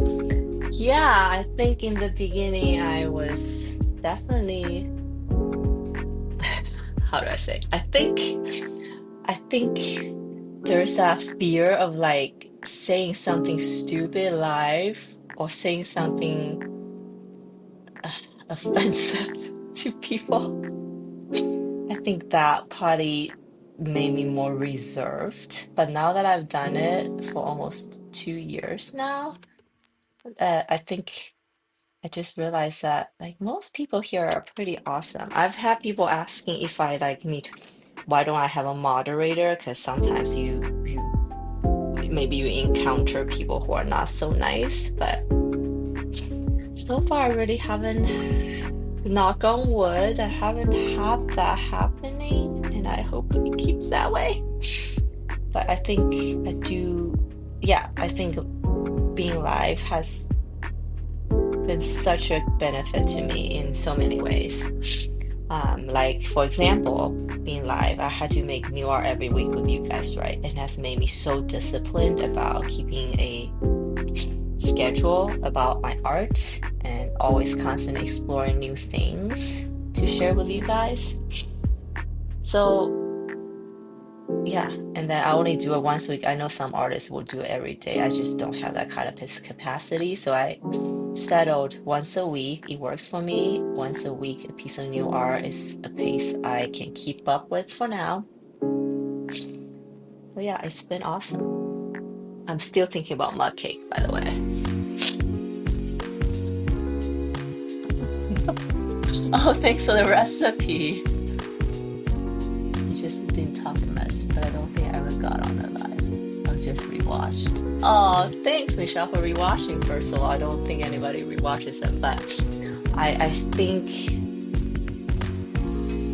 I mean obviously way more comfortable being live, but also I think in the beginning I probably had a smaller audience, so maybe people wouldn't talk about as much. But now I meet new people, and you guys we share awesome things to talk about. So then I get more excited. See, like progress. Life is awesome. Okay, 6 tablespoons of cake butter. Oh, okay.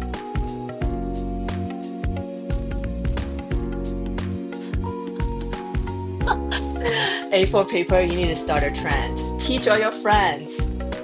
That sounds awesome, right? Yes, I'm gonna go. I think I have some cake mix.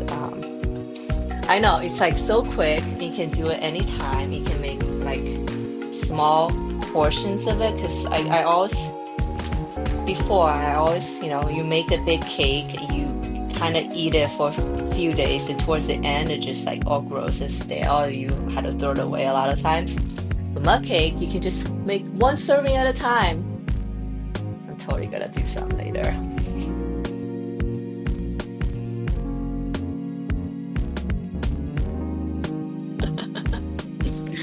Actually, Michelle, Trevor was the one who's here at the very beginning. He's been like, I feel like my longest supporter has gone through many versions of Pinky Hoot with me. So if he's still here, I appreciate his support so much. But obviously, Michelle, you have brought so much joy in my life. Just being here every week and chat with me, and we discover new things today, like artist paper. Yes. Are we being sappy and cringy right now? Sorry, everyone.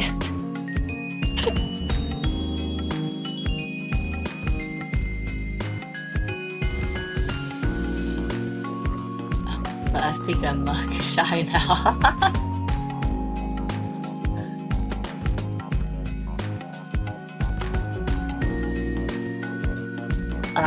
Mug pig exploded. I'm guessing because you is a result of microwaving too long, or like certain kind of oil.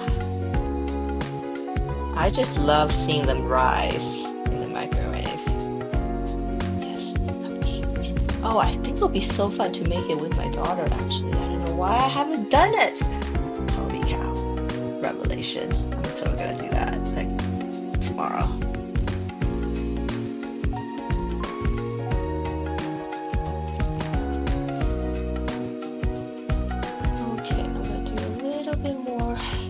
So painting like the edges. Vanilla cake mix. Oh my gosh, you guys, you're making me hungry. For sure. But it's good because I'm almost done. Actually, now I'm talking about it, I did just get off my detox, so I probably shouldn't be eating cake right now because my heart will probably explode.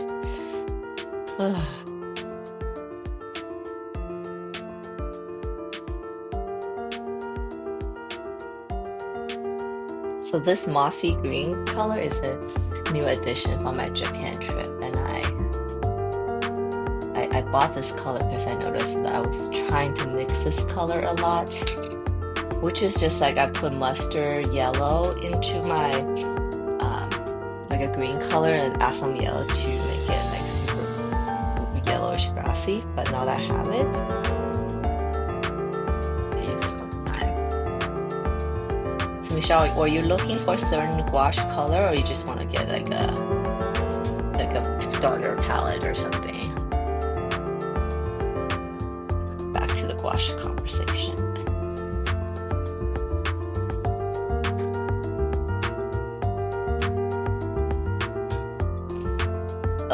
Don't tempt me. It sounds like something I want to buy but probably shouldn't. Sometimes I just gotta have some cake. Yeah, I think sometimes we all need some cake, especially like good days, bad days.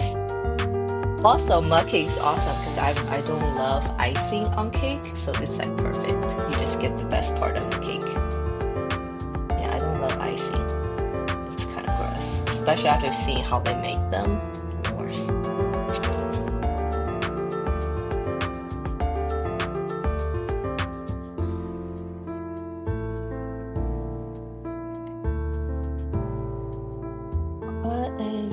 There's something going on here.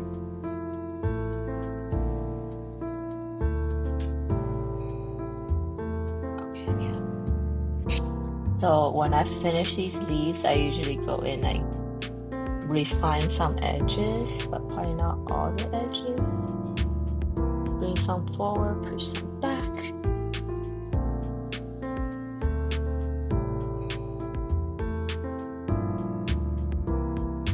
Not sure what's happening.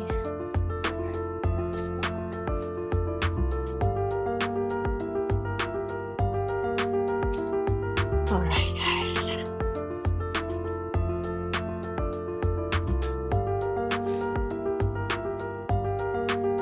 Easy bake oven. I had one as a child. It looked like 45 minutes of brownie like bubble.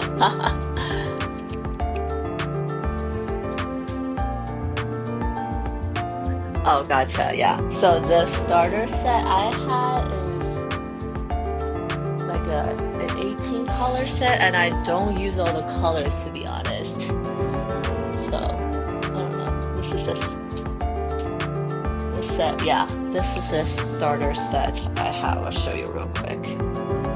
But you probably have an idea. You probably know what you want to buy. But this is a starter set I have. 18 colors. It's the 5 milliliter tube, the smaller tube, versus the 15, which is the 15 milliliter tube is all the ones I got in Japan. But the starter set have 5 in it. And I don't even use all the colors, to be honest. But yes, that's a good one. Yes, definitely get Hoban. I have nothing bad to say about it. And I think Winsor Newton makes the gouache, and then Daniel Smith makes a gouache. But not all paint brands make gouaches, actually. All right. Did I say I was gonna be done? Yes, I did. I'm so hungry and tired, so it's time. What color don't I use? Let's see.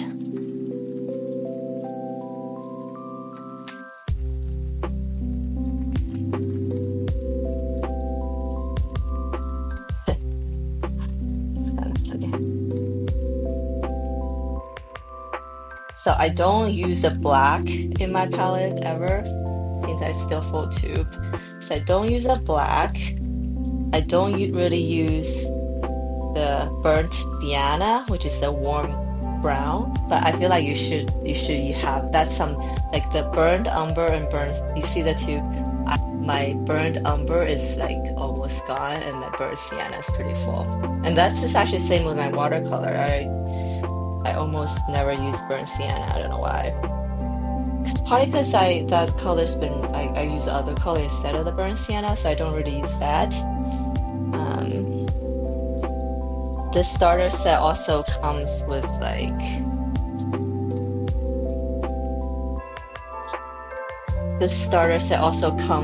two greens that are so similar to each other.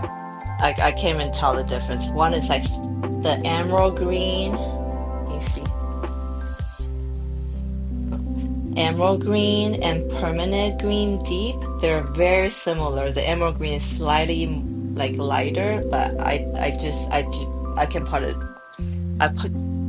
probably just use one and be okay. And the other color I don't really use is the yellows and the oranges. There's one brilliant orange I hardly use, and then the two yellows I don't really use. So that's actually quite a lot. I feel like I don't use like a third of the color.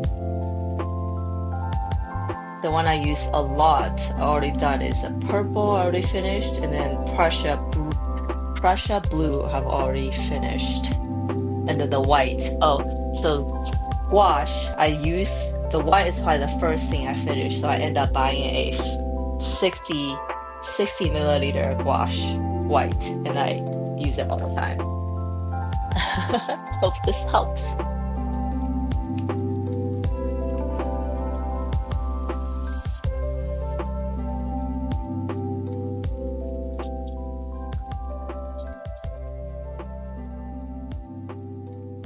I would say that maybe buying individual tubes might be a better use of money, because like I said, when you buy a palette, buy a set, there's just colors you don't really use. So I feel like it's almost better to buy the bigger tube, then you'll use them and you don't waste any paint you don't waste money on the paint that you don't use, right? So for gouache, because I'm cheap and I hate wasting paint, I squeeze them into these little tinctures. So these are my gouache tinctures. I squeeze them in and then I let them dry, and then when I need to use it, I just drip water in them and then mix them again. That has been, and then if I need it to be really creamy, then I just add a little bit of water and I mix it until it's the consistency I want. I do have this wet palette. You can look it up online. The wet palette, I can show you real quick, I guess. I do use this. I bought this for gouache because I heard it keeps the the paint, it keeps the paint moist. And I actually have a video. I've made a whole video about the pros and cons of using a wet palette versus a dry palette. Kind of looks like this. You like have this sponge. You can probably just mix it. It's like literally a piece of sponge you put at the bottom, and then you put like a cooking, baking paper. It looks like wax baking paper on top, and it kind of keeps the paper moist and therefore the paint on it moist. But lately I have been just using my dry palette actually, because I think it does just the job just fine. So my advice is, if you are someone, I also said the same thing. So I will use this if I know if I'm gonna paint gouache in one setting and kind of do a lot of it, then I'll probably use the wet. But if, like in me, I'm starting with watercolor first and get into gouache intermittently, I've been just sticking with my dry palette. It's been completely fine, because the wet palette gets a lot of things sort of clean, and then it gets like when you leave the gouache paint on it for too long, it kind of soaks up the water from the bottom, and then the gouache paint, the medium that makes it, the gumminess kind of separates, and it kind of becomes a slime kind of situation that I don't like. So yeah, I hope that helps. And if any questions, feel free to message me about it for sure. Is there a pink? Do you like the white better than H-Charm? Oh yeah, I love the white. It's like not so crazy white. It has a more natural paint, like a matte natural. What's the white called? It's a permanent white. It's like slightly creamy. Like it's kind of slightly off-white, which I love. Absolutely, I love this white. Okay, you make a palette. I'm so worried about molding with the wet palette. Yeah, I would too, yes. You're so welcome. So I would say just try with the dry palette, good old way. Like this is pretty cheap. Get one of those, just squeeze them in, and every time you need to use it, just wet it. And I just mix it on here, and it's been fine. The key is you just gotta make sure when you paint with gouache, you don't add too much water, because then it kind of becomes a thick watercolor, unless that's your intent, which I do that to make it thick to go with my watercolor. But truly, like the true way of painting with gouache is you kind of want the texture to be creamy. Oh, I read in the book the other day that was actually pretty helpful. Was like, you've ever heard this texture comparisons, like when you do your first layer of watercolor, it's kind of texture of tea. Then the second layer is like texture of milk, and then the third layer should be texture of cream. And then adding gouache, the texture gouache should be close to a melted, like close to like room temperature butter, basically. Not melted butter, not salt, not refrigerated butter, but room temperature butter. So that's like the proper gouache texture you're supposed to hang out with. So your dairy spread or your food spread comparison: tea, milk, cream, and then butter with gouache. But yeah, I think now hindsight, I think I would just get separate tubes for gouache, so you don't have to waste it. And then I think the colors you must have is a white. Get a giant tube, because you'll probably end up using more than you think. Get a white, get a burnt umber, burnt sienna. The Prussia blue is the one I use the most. And then the other one I suggest you get is this new color I got, which was lacking in the palette. This is called Alizarian Crimson, which is a cool red, which I love. And also maybe a preference, I just tend to gravitate towards cool colors more. Clearly, I don't know why. So a cool red, a cool blue, which is a Prussia blue, because those two colors makes amazing purples. So with just two colors, you have a good violet purple that you can mix. And then so you got red, blue, purple, and then a green color, just your preference if you like light green or dark green. I like that teal green color, which is called Permanent Green Deep. And I feel like with those, so the Alizarian Crimson, Prussia Blue, Permanent Green Deep, and then the browns and the white. I feel like you can create a lot of things. And then what other color you see? And then maybe get one yellow, like whatever your choice. I think with just these colors, you probably be able to create all the colors that you ever need. So what did I say? Like a yellow. I think I use the warm yellow more than the cold yellow because the part of the warm yellow contrasts better with my other cool color. So Permanent Yellow Deep is the color. Permanent Yellow Deep, Prussia Blue, Alizarian Crimson, and then the Permanent Green Deep. These four colors, and then the browns and the white. That's part of all the colors you need. Oh wow, yeah.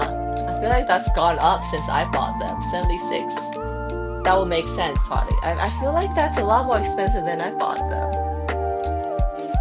So yeah, if you buy this tube separately, like you can actually get the big tube and then probably with the same amount of money, and that will last you so much longer. You can do so much more. Okay, yeah, if you didn't remember all of that, message me. I'll type it to you. Oh, you wrote it down. Okay, we're same page. Yeah, so and then after that's your starter color set, and then I'm sure as you do more of it, you can start adding more colors like what I'm doing right now. This time I added this mossy green, some ash blue, some oh yeah, this ochre color, which is like this brilliant fuchsia color that I can't mix. So, but yeah, I think these are all nice to have, but not necessary. See, it took me like a year later to add those colors, and I still have not used some of the colors, so it's probably not necessary. So yeah, just these colors you do amazing things, and that's all you need. And for everyone else who listen, or let's do a little quick progress check on my painting, what we've done so far. I'm doing You're the Cow. We have little cow reading books. I did a little bit wash here, created some flowers in the background, so you guys can kind of see what this painting will look like. I have little orbits that's reading books. We're sitting here. I'm looking at this now. I definitely had to make this area darker. Well, I probably had to darken everything, but this is first wash of it.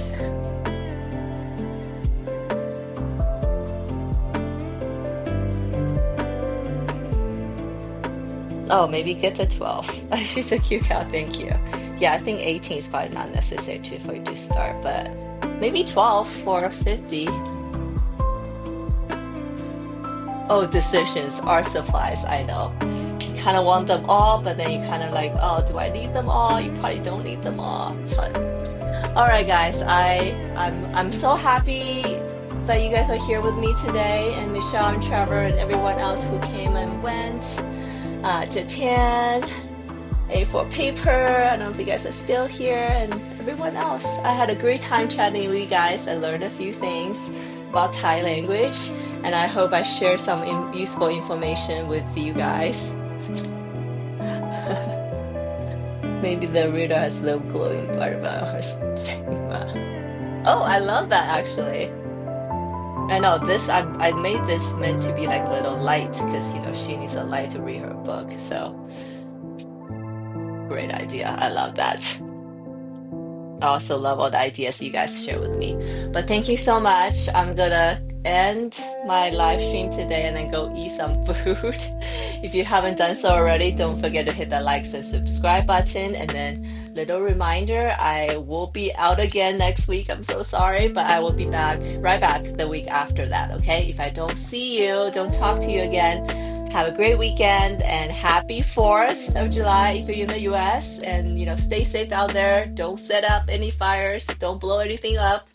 Just be safe, okay? And I'll chat with you in 2 weeks.